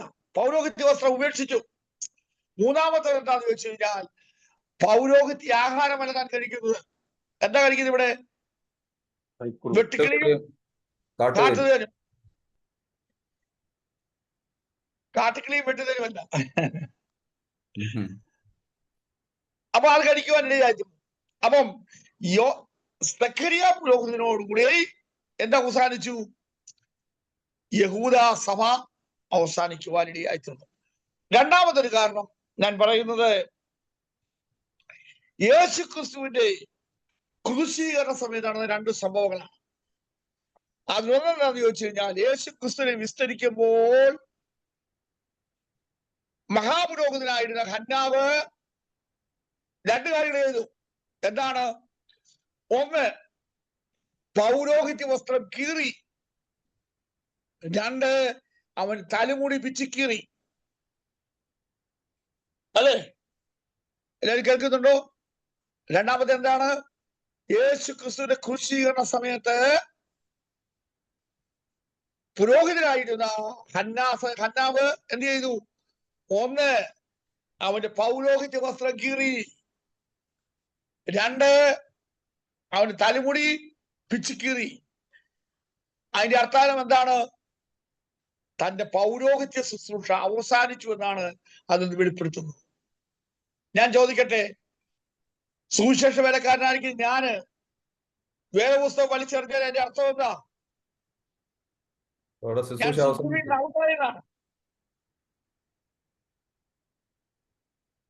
ഒരു ബാർബർ അവന്റെ ജോലിക്ക് വേണ്ടി ഉപയോഗിക്കുന്ന കത്തിയും കത്തിരിയും എല്ലാം എടുത്ത് എറിഞ്ഞിട്ട് എനിക്ക് കുന്തം വേണ്ട എന്ന് പറഞ്ഞ അതിന്റെ അർത്ഥം എന്താ? തന്റെ ജോലി അവസാനിച്ചതാ അല്ലേ? എന്ന് പറഞ്ഞ പോലെ തന്നെ ഒരു പുരോഹിതനായിരിക്കുന്ന ഹന്നാവ് തന്റെ വസ്ത്രം വലിച്ചു കീറി. പുരോഹിത വസ്ത്രമാണ്, അത് വലിച്ചു കീറി. രണ്ടാമത് അവൻ തലയിൽ അഭിഷേകം വീണതാണ്. ആ തലയിലെ മുടി പിച്ചുകീറാൻ പാടില്ല. ലേവ്യ പുസ്തകം 19-ാം അധ്യായത്തിന്റെ 6-ാമത്തെ വാക്യത്തിൽ വായിക്കുന്നത്, ലേവ്യർ 19:6 അവിടെ വായിക്കുന്നത്, പുരോഹിതൻ തലമുടി പിച്ചുകീറാൻ പാടില്ല. പുരോഹിതൻ തലമുടി പിച്ചുകീറുവാൻ പാടില്ല. ലേവ്യർ 19:6 എന്നാണ് എന്റെ ഓർമ്മ. ഞാൻ ഒന്ന് നോക്കിക്കോട്ടെ.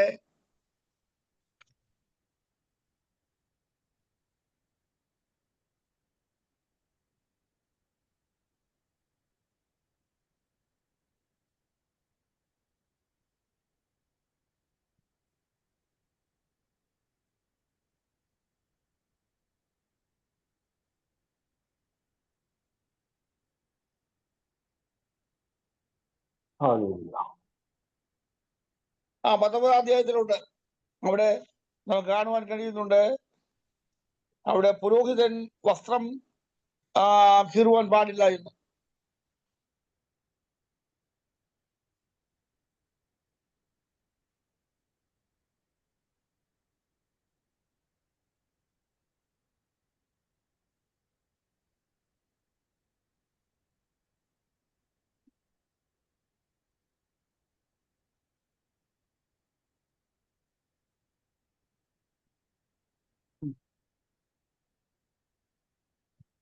ഞാൻ നോക്കിയേക്കട്ടെ, വാക്യം ഇത് പറഞ്ഞുതരാം.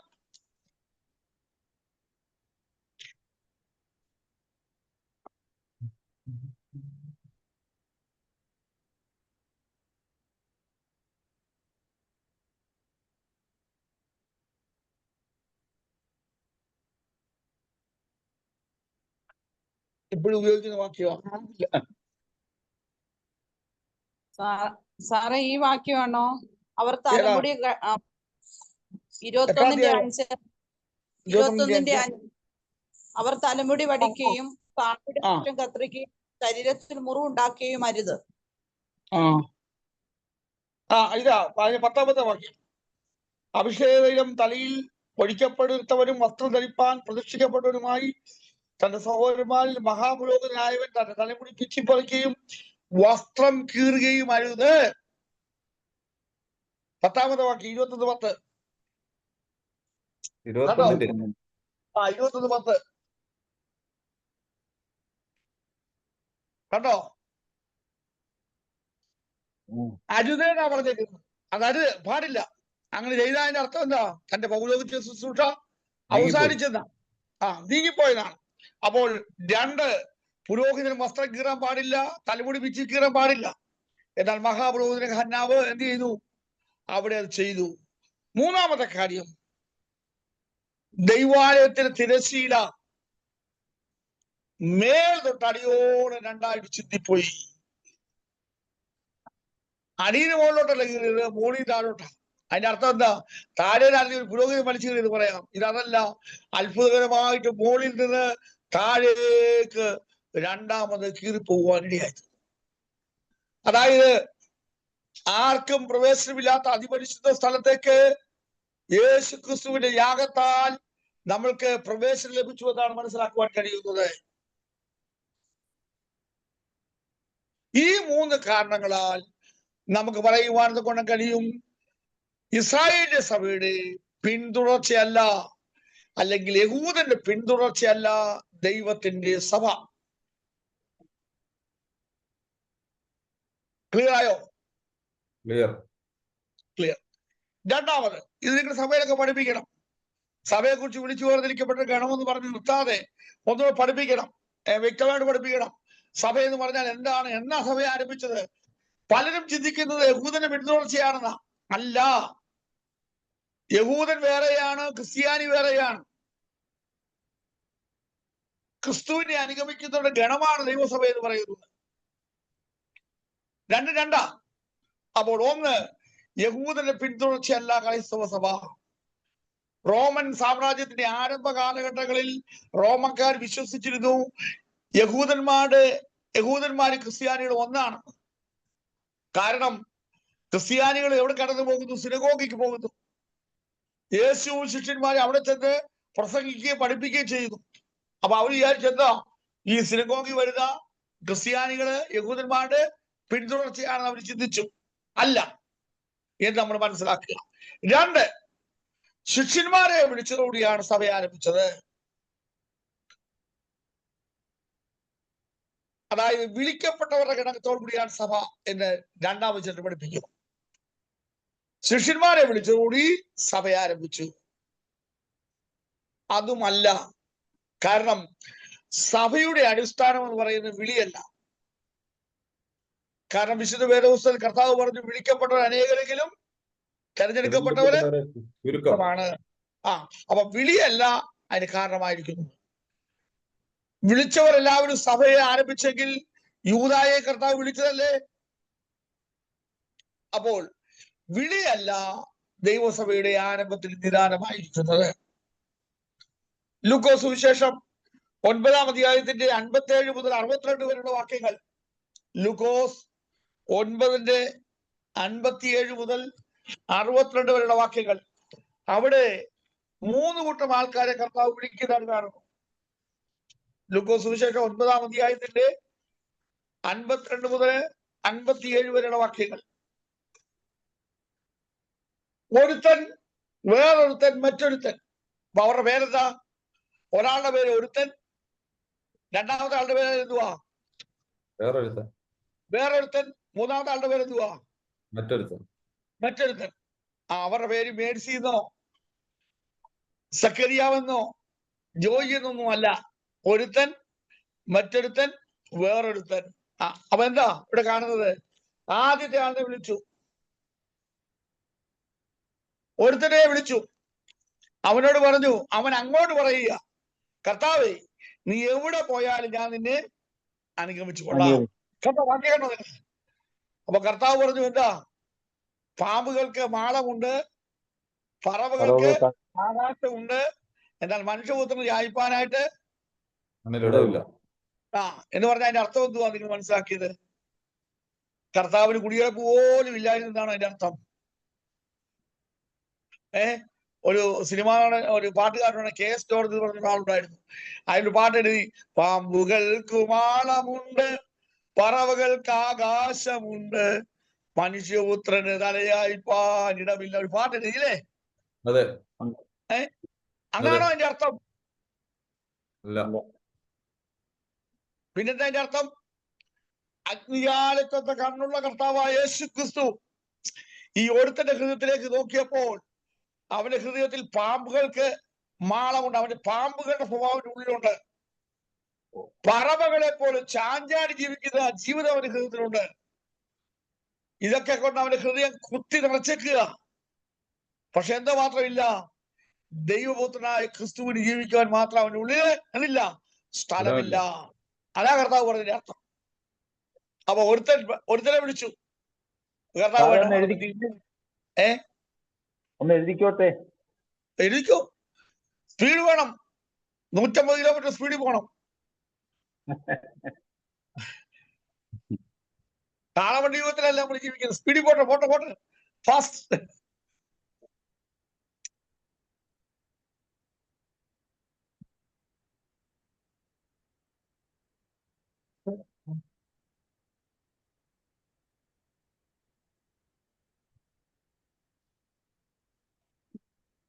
ഓക്കെ, പോട്ടോ. രണ്ടാമത്തെ ആള് രണ്ടാമത്തെ ആള്. അപ്പൊ ഒന്നാമത്തെ ആളെ വിളിച്ചു, പക്ഷെ അവൻ യോഗ്യനല്ല. കാരണം എന്താ? His personal character is not good. അപ്പൊ കർത്താവിനെ അനുഗമിക്കുന്നവർക്ക് എന്താ വേണം? നല്ല ക്യാരക്ടറൊക്കെ വേണം. പേഴ്സണൽ ക്യാരക്ടറൊക്കെ നന്നായിരിക്കണം. മനസ്സിലായോ? എല്ലാവിധമായ ദുഷ്ടചിന്തകളും ദുഷ്ട പോരാട്ടങ്ങളും ഉള്ളിലൊതുക്കി വെച്ചുകൊണ്ട് യേശുവിനെ പിന്തുടരാമെന്ന് വിചാരിച്ചാൽ അതിൽ പരം മൗഢ്യം വേറെ ഒന്നുമില്ല. യേശുവിനെ അനുഗമിക്കുന്നവർക്ക് എന്താ വേണം? ഒന്നാമത് എന്ത് വേണം? പേഴ്സണൽ ക്യാരക്ടർ ഉണ്ടായിരിക്കണം, നല്ല സ്വഭാവം. ഒന്ന് പറയുമ്പോൾ 3 തിരിച്ചു പറയുന്നതിനെ കൊള്ളത്തില്ല. തന്തയ്ക്ക് വിളിക്കുന്നവരെ വേദോസ്ത പ്രകാരം തന്തയ്ക്ക് വിളിക്കരുത്. നിങ്ങൾ കേട്ടിട്ടുണ്ടോ വേദോസ്ത പ്രകാരം തന്തയ്ക്ക് വിളിക്കുന്നത്? ഒരിക്കലും ഒരു വാസ് ഒരു തന്തയ്ക്ക് വിളിച്ചു, എടാ മൽക്കീസേദെക്കിന്റെ ക്രമം പ്രകാരമുള്ള ചെറുക്കാം എന്ന് പറഞ്ഞാൽ അതിന്റെ അർത്ഥം എന്തുവാ? മൽക്കീസേദെക്കിന് എന്തോ ഇല്ലായിരുന്നു, തന്തയും തള്ളയില്ലായിരുന്നു. അതുപോലെ വിളിച്ചത്. അങ്ങനെയൊന്നും വിളിക്കാൻ പാടില്ല. നമ്മുടെ പേഴ്സണൽ ക്യാരക്ടർ ഇച്ചിരി ദാവടിയൊക്കെ കടിഞ്ഞാണിട്ട് സൂക്ഷിക്കുവാൻ ആവശ്യമില്ലാത്തത്. ഇത് ഒരു കാര്യം പറയുന്നതിന് മുൻപ് ഞാൻ ഇത് പറയുന്നതുകൊണ്ട് ഇതിൽ പ്രയോജനം ഉണ്ടോ എന്ന് ചിന്തിക്കണം കേട്ടോ. എന്നെ ശ്രദ്ധിക്കുന്ന 16 പേരും ശ്രദ്ധിച്ച്, ഒരു കാര്യം പറയുമ്പോൾ, സഭയിൽ ഒരു കാര്യം പറയുമ്പോൾ അതുകൊണ്ട് സഭയ്ക്ക് എന്തെങ്കിലും പ്രയോജനം ഉണ്ടോ നോക്കണം.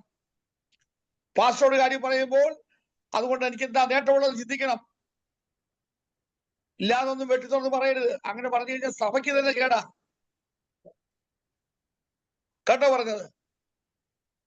ഇച്ചിരി ശാന്തത, ഇച്ചിരി സൗമ്യത, നമ്മുടെ ജീവിതത്തിൽ ഉണ്ടാകണം. പേഴ്സണൽ ക്യാരക്ടർ പ്രധാനമാണ്. അതുകൊണ്ട് ഇന്ന് വൈകിട്ട് എന്റെ ഈ ക്ലാസ് കേൾക്കുന്ന എല്ലാവരോടും ഞാൻ പറയുന്നു, യേശുവിനെ അനുഗമിക്കുന്ന നിങ്ങളുടെ ജീവിതത്തിൽ എന്തുണ്ടാകണം? ഗുഡ് പേഴ്സണൽ ക്യാരക്ടർ ഉണ്ടായിരിക്കണം. ആ ഗുഡ് പേഴ്സണൽ ക്യാരക്ടർ ഇല്ലാത്തവർ ഇന്ന് രാത്രി പോയി നെടുമ്പാട് വീണ് കിടന്ന് കരയണം. കരഞ്ഞിട്ട് കണ്ണുനീരോടുകൂടി അടുത്ത ക്ലാസ്സിൽ വരുമ്പോൾ പറയണം, സാക്ഷ്യം പറയണം, സാറേ കഴിഞ്ഞ ക്ലാസ്സിൽ സാറിന്റെ കൂടെ ദൈവാത്മാവിനോട് സംസാരിച്ചു, എന്റെ പേഴ്സണൽ ക്യാരക്ടറിനെ ഞാൻ രൂപാന്തരപ്പെടുത്തുവാൻ എനിക്ക് ഇടയായി എന്ന് പറയുവാനുള്ള ഒരു മനോഭാവം ഉണ്ടാകണം. ഹലോ, എല്ലാവരും ശ്രദ്ധിച്ചോ? കേൾക്കുന്നു സാറേ, കേൾക്കുന്നുണ്ട്. എല്ലാം കേട്ടാൽ മാത്രം പോരാ സുജിനെ, അതനുസരിക്കുവാനുള്ള മനോഭാവം ഉണ്ടാകണം. അതെ, എല്ലാവരുടെയും ജീവിതത്തിൽ സൂസൻ ആന്റിയോടും മേഴ്സി ആന്റിയോടും ഒക്കെ ദൈവാത്മാവ് സംസാരിക്കുന്നത്. ഞാൻ ഏറ്റെടുത്തു. എല്ലാവരും ഏറ്റെടുക്കും. ഈ പ്രസംഗിക്കുന്ന പഠിപ്പിക്കുന്ന ഞാൻ ഉൾപ്പെടെയാണ്. എല്ലാവരുടെ ജീവിതത്തിൽ എന്താ വേണം? ഒരു പേഴ്സണൽ ക്യാരക്ടർ നന്നായിട്ടുണ്ടായിരിക്കണം. അത് അത്യാവശ്യമാണ്. നമ്മൾ പ്രസംഗിക്കുന്ന ലാസ്റ്റ് പറയും, സഭയെ വന്നാൽ വിശുദ്ധ മറിയ, വെളിയിലോട്ടിറങ്ങിയ കമ്പോള മറിയ. സഭയെ വന്നാ വിശുദ്ധ മറിയ, വെളിയിലോട്ടിറങ്ങിയാലോ കമ്പോളം മറിയ. അതുപോലെ ചിലരുണ്ട്, സഭായോഗത്തിൽ ഇരുന്നാൽ അന്യഭാഷ പറയും. സഭായോഗം കഴിഞ്ഞ് വീട്ടിലോട്ടൊക്കെ കമ്മിറ്റി കൂടുമ്പോൾ അന്യന്മാരുടെ ഭാഷ പറയും. അന്യഭാഷയുണ്ട്, അന്യന്മാരുടെ ഭാഷ. ഒരു സഭയില് ആരാധന കഴിഞ്ഞ് കർത്തൃമേശം കഴിഞ്ഞിട്ട് അച്ചായൻ വീട്ടിലേക്ക് പോയി, അമ്മാമ്മയും പോയി. അല്പം കഴിഞ്ഞപ്പോഴുണ്ട് ഫാസ്റ്റ് ചുമ്മാ തോന്നി ആ വീട്ടിലോട്ടൊക്കെ ചെല്ലണമെന്ന്. അങ്ങോട്ട് ചെന്നപ്പോൾ അവിടെ ഭയങ്കര അടി നടക്കുക, കലവും ചട്ടി എല്ലാം എടുത്ത് തല്ലി പൊട്ടിച്ചു. അങ്ങ് ദേഷ്യം അങ്ങ് അടിച്ചു പൊട്ടിക്കുക. അമ്മാമ്മയെ അടിച്ച് അച്ചായന് കലവും ചോറുപാത്രം എല്ലാം എടുത്ത് എറിഞ്ഞു. ആകെ ബഹളം. ഈ ബഹളം കേട്ടോണ്ടാ ഫാസ്റ്റ് ചെല്ലുന്നത്. ഉടനെ ഈ സഹോദരൻ പറയുക, എന്റെ പാസ് മോശയ്ക്ക് ദേഷ്യം വന്ന് ബന്ധം എഴുതിയത് കൽപ്പന തല്ലി പൊട്ടിച്ചിരിക്കോ? അതല്ലേ കഴിഞ്ഞ ആഴ്ച പാസ് പ്രസംഗിച്ചത്? അതുപോലെ ഞാൻ കൽപ്പന തല്ലി പൊട്ടിക്കുകയായിരുന്നു. അപ്പൊ ഞാൻ പറഞ്ഞത്, നമുക്ക് എന്താ വേണ്ടത്? പേഴ്സണൽ ക്യാരക്ടർ വേണം. Personal character. രണ്ടാമത് ഒരാളിനെ യേശു നേരിട്ട് വിളിച്ചു. അയാളുടെ പേരാണ് വേറൊരുത്തൻ. ആദ്യത്തെ ആളുടെ പേരെന്തുവാ? ഒരുത്തൻ. രണ്ടാമത്തെ ആളുടെ പേരെന്തുവാ? വേറൊരുത്തൻ. 59-ാമത്തെ വാക്യം. അവനോട് പറഞ്ഞു, നീ എന്നെ അനുഗമിക്ക എന്ന്. അപ്പോൾ അവൻ പറഞ്ഞെന്താ? എന്റെ അപ്പനെ കുഴിച്ചിടുവാൻ അനുവാദം ഉണ്ടാകണം, അല്ലെങ്കിൽ അനുവാദം തരണമെന്ന് പറഞ്ഞു.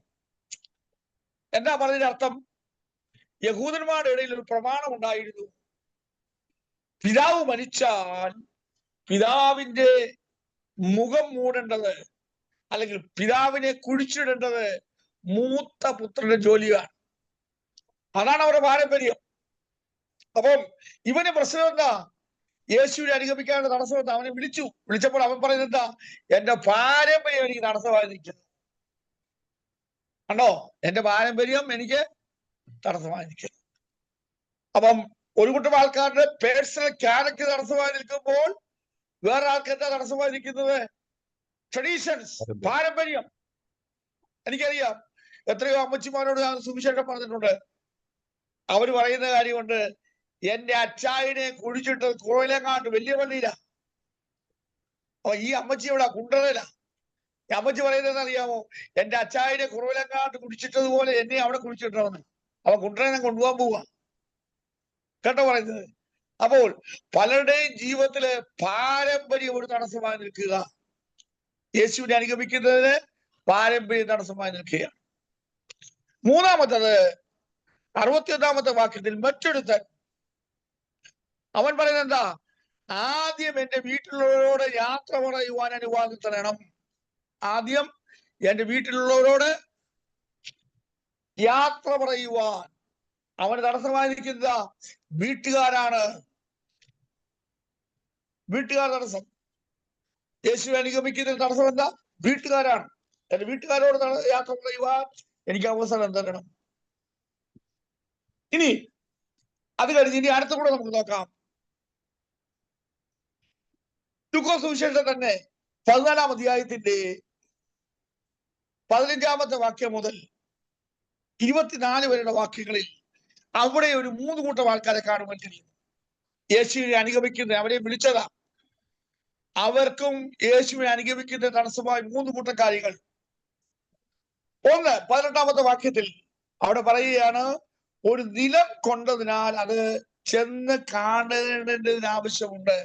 അപ്പൊ ഇവനാരാ? ബിസിനസ്സുകാരനാ. യേശുവിനെ അനുഗമിക്കാൻ അവിടെ തടസ്സമായി നിൽക്കുന്നത് എന്താ? അവന്റെ ബിസിനസ്. ഹലോ, കേൾക്കുന്നുണ്ടോ? കേൾക്കാം സാറേ. ഇത് നിങ്ങൾക്ക് പ്രസംഗിക്കാൻ കൊള്ളാതെ നല്ല പ്രസംഗം പറഞ്ഞു തരുന്നത്. യേശുവിനെ അനുഗമിക്കുന്ന തടസ്സങ്ങൾ: 1 പേഴ്സണൽ ക്യാരക്ടർ, 2 പാരമ്പര്യം, 3 വീട്ടുകാർ, 4 അവന്റെ ബിസിനസ്. ഒരു നിലം കൊണ്ടതിനാൽ എന്റെ നിലത്തിനകത്ത് കൃഷിയൊക്കെ ചെയ്യണം, അത് അനുഗ്രഹിക്കപ്പെടണം. അനുഗ്രഹിക്കപ്പെട്ട ശേഷം ഞാൻ കർത്താവിനെ അനുഗമിച്ചോളാം. ഒരിക്കൽ ഒരു ബുദ്ധിമാനായിരിക്കുന്ന മൂടൻ പറഞ്ഞു, എന്റെ നിലമെല്ലാം വളർന്നിരിക്കുന്നു, ഇതെല്ലാം എടുത്ത് തീർക്കുക, തലപ്പുരയിൽ കൂട്ടിവെച്ച ശേഷം എന്നോട് തന്നെ ഞാൻ പറയും. എന്ത് പറയും?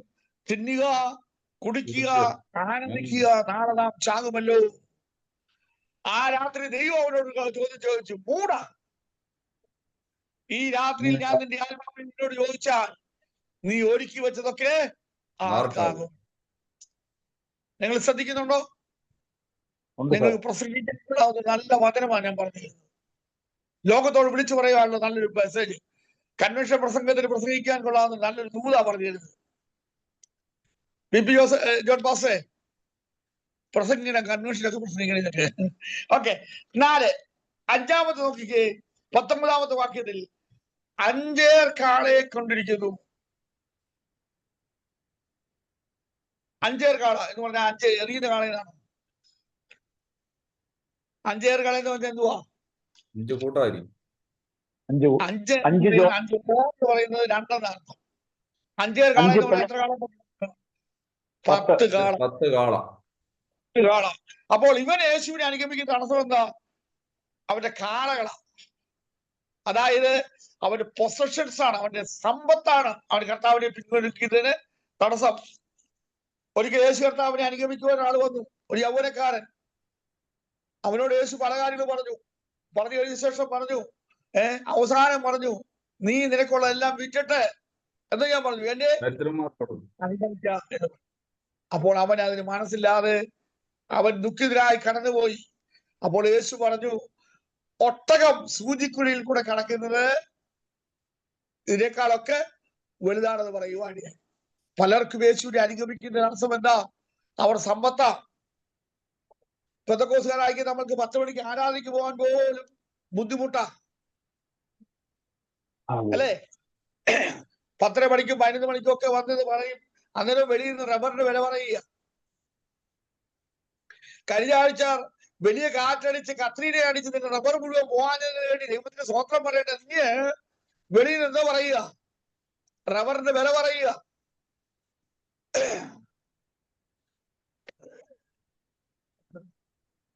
റബ്ബറിന്റെ വില പറഞ്ഞുകൊണ്ടിരുന്നാ പോരാ. ആരാധനയ്ക്ക് ഞാൻ പറയാം, പെന്തക്കോസ്തുകാരൊന്ന് ഉണർന്നിരുന്നെങ്കിൽ ഉണർവിന് വേണ്ടി പ്രാർത്ഥിക്കേണ്ട. നീ അങ്ങ് ഉണർന്നാ മതി. കർത്താവെ ഉണർവ് അയക്കണമേ എന്ന് പറഞ്ഞ് പ്രാർത്ഥിക്കേണ്ട, നീ അങ്ങ് ഉണർന്നാ മതി. ഒരിക്കലും അമ്മച്ചി പട്ടിണി പാപത്തിൽ കഴിയുക. അപ്പച്ചൻ മരിച്ചുപോയി, ഒരു നിവൃത്തിയില്ല. അമ്മച്ചി കൊയ്തും ഒക്കെ ജീവിച്ച് മക്കളെ വളർത്തി. നിങ്ങൾ ഈ കഥ കേൾക്കണേ, സംഭവം കേൾക്കണേ. ഈ അമ്മച്ചി മക്കളെ വളർത്തി, മക്കൾ പഠിച്ചു, ഉന്നതന്മാരായി, എല്ലാവരും വിദേശത്ത് പോയി. അവർക്കെല്ലാവർക്കും നന്മകൾ ദൈവം കൊടുത്തു. ഒരിക്കൽ കൊയ്തും വിറ്റും കാശുണ്ടാക്കിയ അമ്മച്ചി ഇപ്പോൾ മുറ്റം നിറച്ചും നെല്ലാണ്. മുറ്റം നിറച്ചും വലിയ നന്മകളാണ്. കാറും വണ്ടിയും ഒക്കെ ആയിട്ട് കിടക്കുക. പണ്ടവര് 9 മണിക്ക് 10 മണിക്കലത്തെ ആരാധനയ്ക്ക് 9 മണിക്ക് ആലയത്തിൽ ചെല്ലുമായിരുന്നു. ഇപ്പൊ 11 മണി ആയാലും ചെല്ലത്തില്ല. ഒരിക്കൽ പാസ്റ്റർ ചോദിച്ചു, എന്താ അമ്മച്ചി ഇത്ര താമസിക്കുന്നത് ചോദിച്ചാൽ പറഞ്ഞു, എങ്ങനെ വരാനാ പാസ്റ്ററേ, എന്റെ മുറ്റത്ത് നടത്തി നെല്ല് കിടക്കാണ്. അപ്പം ദൈവത്തിന് കൊടുക്കാനൊക്കുവോ കൊടുക്കാതിരിക്കാനൊക്കുവോ? പ്രാർത്ഥിച്ചുകൊണ്ട് കൊടുത്തതുകൊണ്ട് ദൈവത്തെ പറഞ്ഞു. അങ്ങനെയല്ല. നമ്മുടെ പൊസിഷൻ നമുക്ക് ദൈവത്തിന് വിരോധമായിട്ട് ഉപയോഗിക്കാൻ പാടില്ല. അവസാനമായിട്ട് ഒരെണ്ണം കൂടെ അവിടെ വായിക്കുന്നു. സ്തോത്രം. അതായത് 20-ാമത്തെ വാക്യത്തിൽ, ഞാനിപ്പോൾ വിവാഹം കഴിച്ചതേ ഉള്ളൂ. കണ്ടോ? യഹൂദ പ്രമാണം അനുസരിച്ച് വിവാഹം കഴിച്ചു കഴിഞ്ഞാൽ 1 വർഷത്തേക്ക് അവന് അവധിയാ. അതാ കർത്താവിനെ അനുഗമിക്കുവാൻ അത് തടസ്സമല്ല. നീ വിവാഹം കഴിച്ചു എന്ന ഒറ്റ കാരണം പറഞ്ഞുകൊണ്ട് ദൈവത്തെ മറന്നു കളയാൻ പാടില്ല. അപ്പോൾ ഞാൻ പറഞ്ഞല്ലോ, 6 കൂട്ടം കാര്യങ്ങളാണ് ദൈവത്തെ പിൻഗമിക്കുന്ന തടസ്സമായി നിൽക്കുന്നത്. എന്തൊക്കെയാ? ഒന്ന് ശ്രദ്ധിച്ച്. എത്ര പേര് കുറിച്ചെടുത്തെന്ന് എനിക്ക് അറിയത്തില്ല. ഒന്ന് എന്താ? പേഴ്സണൽ. പറഞ്ഞേ. Character, personal character. രണ്ടെന്താ? പാരമ്പര്യം. ട്രഡീഷൻസ്. മൂന്നെന്താ? വീട്ടുകാർ. വീട്ടുകാർ. ആ, നാലാമത് 14-ാം അധ്യായത്തിൽ പറഞ്ഞു. നാലാമത് എന്താ? അവന്റെ ബിസിനസ് ആണ്.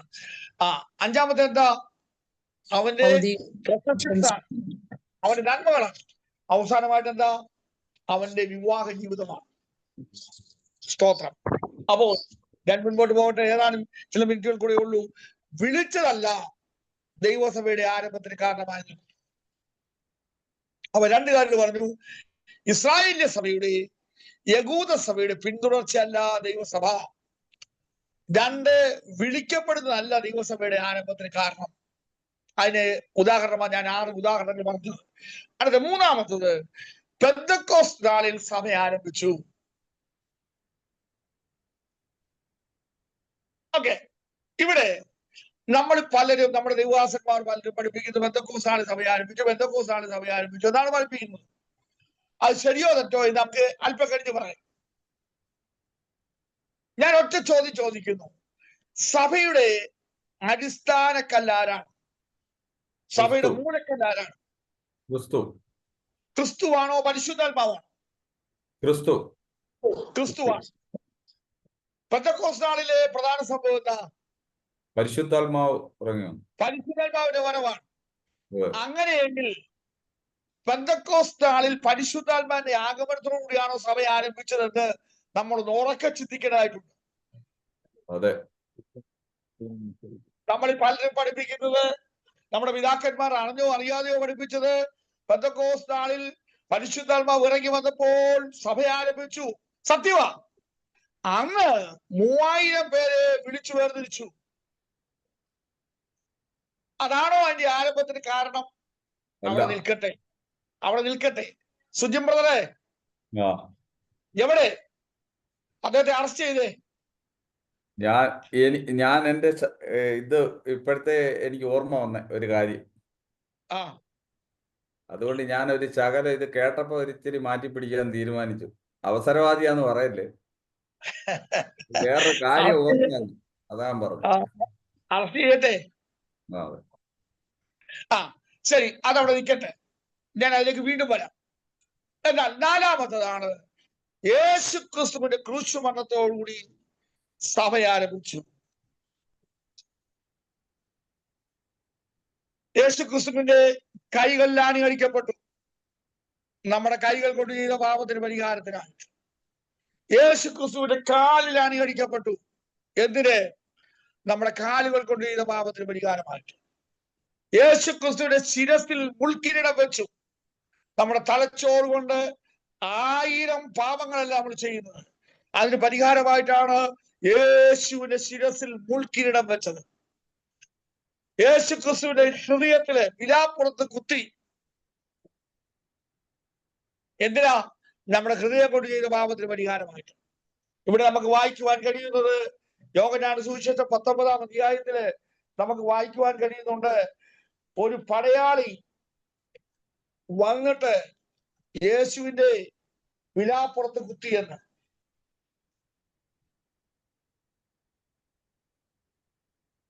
യേശു ക്രിസ്തുവിന്റെ വിലാപ്പുറത്ത് കുത്തിയെന്ന് ഒരു ചരിത്രം കൂടെ നിങ്ങൾ മനസ്സിലാക്കിക്കോ. അന്ന് യേശു ക്രിസ്തുവിനെ കുത്തിയ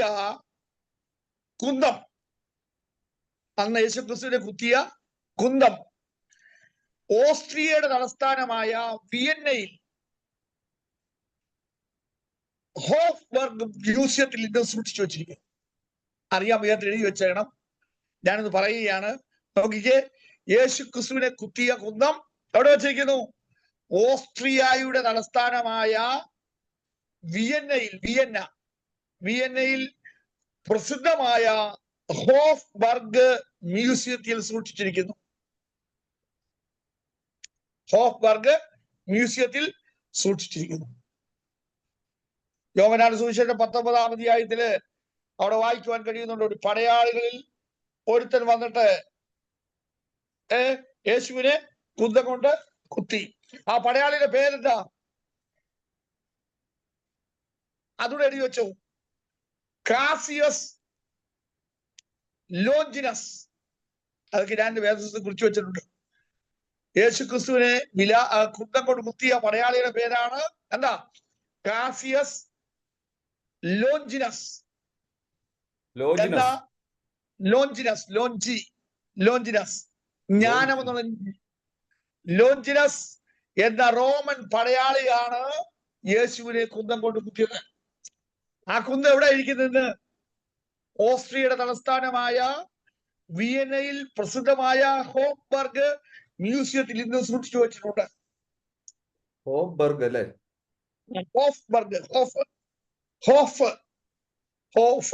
ഹോഫ്ബർഗ് എന്ന മ്യൂസിയത്തിൽ സൂക്ഷിച്ചു വെച്ചിരിക്കുന്നു. ഇതൊക്കെ അന്ന് ഞാൻ എഴുതിയിട്ടതുകൊണ്ട് എന്റെ വേദപുസ്തകം കിടപ്പുണ്ട്. ഒക്കെ എവിടെയെങ്കിലും എഴുതി വെച്ചേക്കണം.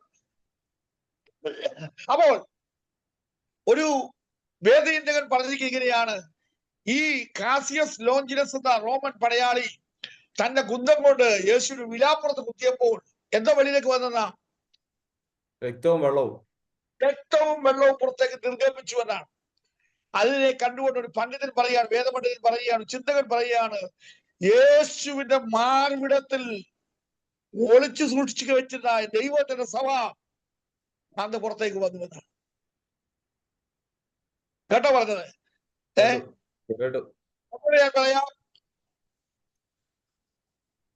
കാസിയസ് ലോഞ്ചിനസ് എന്ന് പറയുന്ന റോമൻ പടയാളി യേശുവിനെ തന്റെ കുന്തം കൊണ്ട് കുത്തിയപ്പോൾ എന്ത് പറ്റി? വിലാപ്പുറത്ത് എന്ത് വന്നു? രക്തവും വെള്ളവും വെളിയിലേക്ക് വന്നു.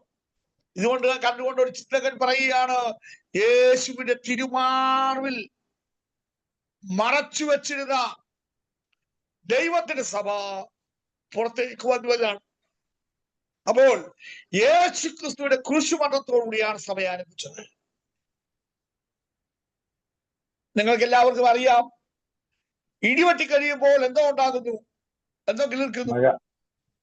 അല്ല, കൂൺ കിളിക്കുന്നു. കൂണ് കേട്ടിട്ടുണ്ടല്ലോ?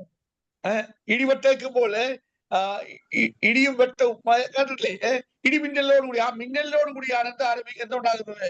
കൂണ് ഉണ്ടാകുന്നത് എന്ന് പറഞ്ഞ പോലെ യേശു ക്രിസ്തുവിന്റെ മരണത്തോടുകൂടിയാണ് ദൈവത്തിന്റെ സഭ ആരംഭിക്കുവാനിടയായത്. പിന്നെ പെന്തക്കോസ്താളിൽ എന്താ സംഭവിച്ചത്? ഇനി അത് കണ്ടു ബന്ധപ്പെടുത്താൻ പോകുക.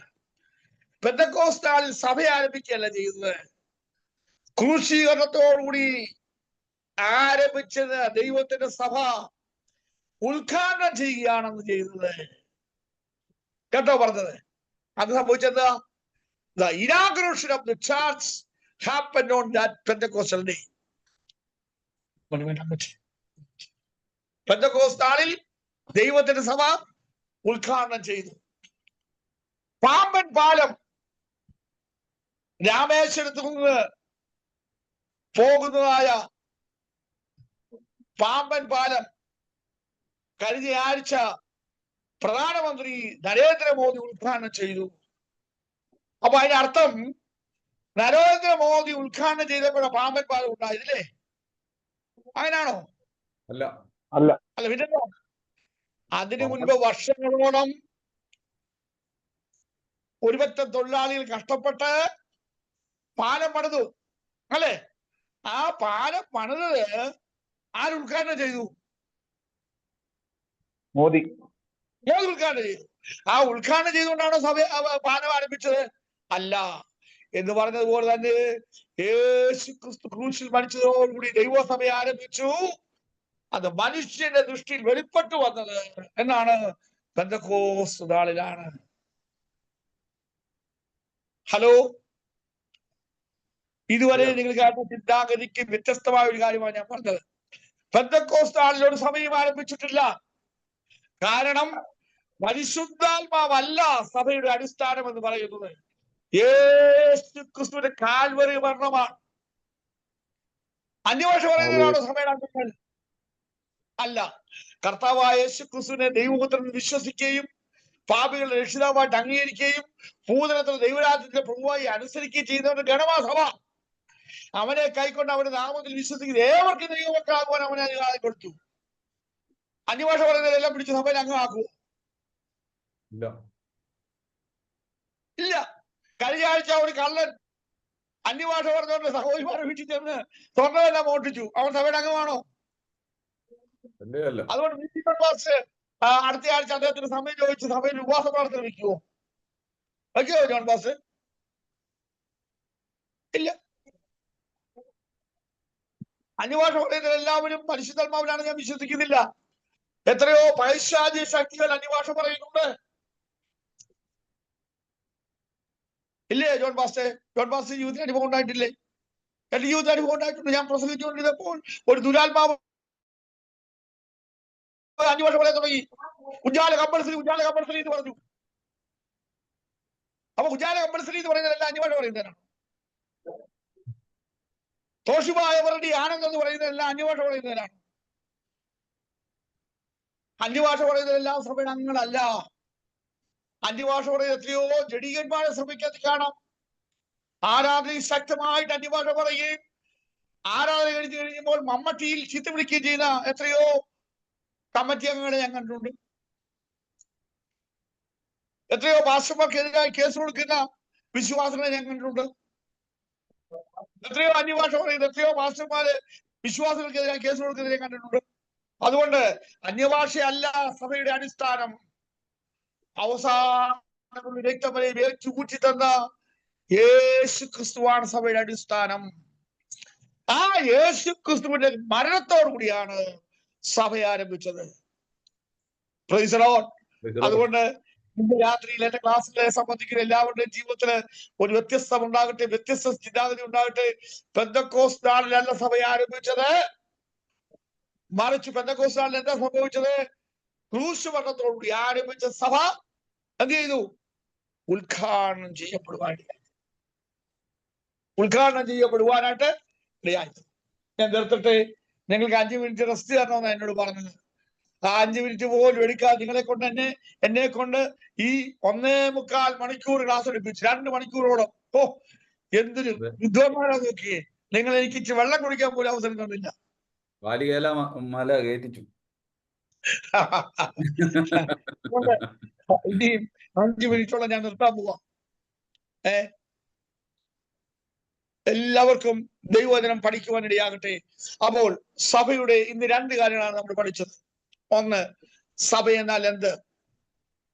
ഞാൻ 4 യാമങ്ങളെ കുറിച്ച് 4 യാമങ്ങളെ കുറിച്ച് വിശദീകരിച്ച 4നെയും സഭയോട് ബന്ധപ്പെടുത്തി. രണ്ടാമത് ഞാൻ നിങ്ങളോട് പറഞ്ഞത് സഭ എന്നാൽ എന്തെന്ന് ഞാൻ പറഞ്ഞു. മൂന്നാമത് സഭ എന്ന് ആരംഭിച്ചു എന്ന് പറഞ്ഞു. ഈ 4 കാര്യങ്ങൾ 3 കാര്യങ്ങളാണ് നമ്മൾ ഇന്ന് രാത്രി പഠിച്ചത്. കർത്താവ് അനുവദിച്ചാൽ അടുത്ത ആഴ്ച ഇതിന് ബാക്കിയായിട്ട് റെഫോർമേഷനിലേക്കും മറ്റു ഭാഗങ്ങളിലേക്ക് നമ്മൾ പ്രവേശിക്കും. ആർക്കെങ്കിലും എന്തെങ്കിലും ചോദിക്കാനുണ്ടെങ്കിൽ ചോദിക്കാം.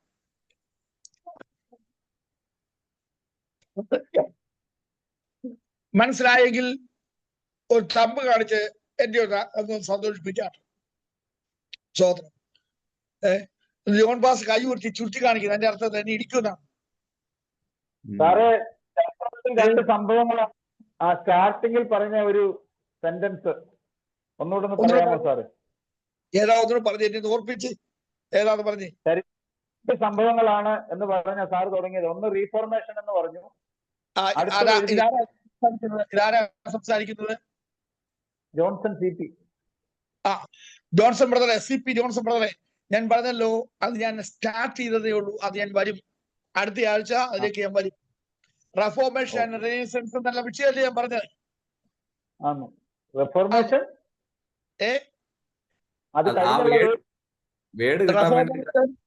റെഫോർമേഷൻ ആൻഡ് റിനൈസൻസ്.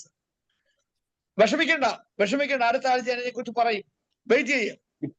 ഇല്ല. അതെന്താണ് ഞാൻ വിശദീകരിച്ച് പറയും. അത് ഞാനൊരു സ്റ്റാർട്ട് ചെയ്തതേ ഉള്ളൂ. ചാവി ഇട്ടിട്ട് വണ്ടി ഒന്ന് സ്റ്റാർട്ട് ചെയ്തതേ ഉള്ളൂ. നമ്മൾ പഠിക്കുന്ന വിഷയത്തെ കുറിച്ച് ഒരു ജസ്റ്റ് ഒരു അറിവ് തന്നതേ ഉള്ളൂ കേട്ടോ. നമ്മൾ അതിനെക്കുറിച്ച് Okay, sir. വിശദമായിട്ട് അടുത്ത ആഴ്ചകളിൽ പഠിക്കും. ഇനി എന്താ നമ്മുടെ ക്ലാസ്? അടുത്ത വ്യാഴാഴ്ചയാന്ന് തോന്നുന്നല്ലേ? ഞായറാഴ്ച, ഇന്ന് ഞായറല്ലേ? അപ്പൊ അടുത്ത ആ. വ്യാഴാഴ്ച അല്ലെങ്കിൽ ഞായറാഴ്ച ആയിരിക്കും. അത് നേരത്തെ വ്യാഴാഴ്ച, അറിയിക്കും. അടുത്ത വ്യാഴാഴ്ചയാണെന്ന് എന്റെ അറിവ്. ഉം. അപ്പോൾ ഇന്ന് പഠിച്ച ഭാഗങ്ങൾ അത്രയും വ്യക്തമായിട്ട് പഠിച്ചുകൊണ്ടേ വരാവൂ. ഇതൊരു ബേസിക് ആയിട്ട് കാര്യങ്ങൾ അത്രയും പറഞ്ഞു. ഇതിന്റെ മുകളിൽ നിന്നുകൊണ്ട് അടുത്ത ഭാഗം നമ്മൾ പഠിക്കുന്നത്. അതുകൊണ്ട് നിങ്ങൾ എല്ലാവരും ചിന്തിച്ചും വായിച്ചും പഠിച്ചേ വരാവൂ. നമ്മളെ ദൈവം അനുഗ്രഹിക്കട്ടെ. അവസാനിപ്പിക്കട്ടെ. ഇപ്പം തന്നെ സമയം മുന്നോട്ട് പോയി സാറേ. കുറെ പേരൊക്കെ പോകാൻ തുടങ്ങി. പോയി തുടങ്ങി. പാസ്റ്റർ VP ജോൺ പ്രാർത്ഥിച്ച് അവസാനിപ്പിച്ചേ. പ്രാർത്ഥിച്ചാണ് സഹോദരാ.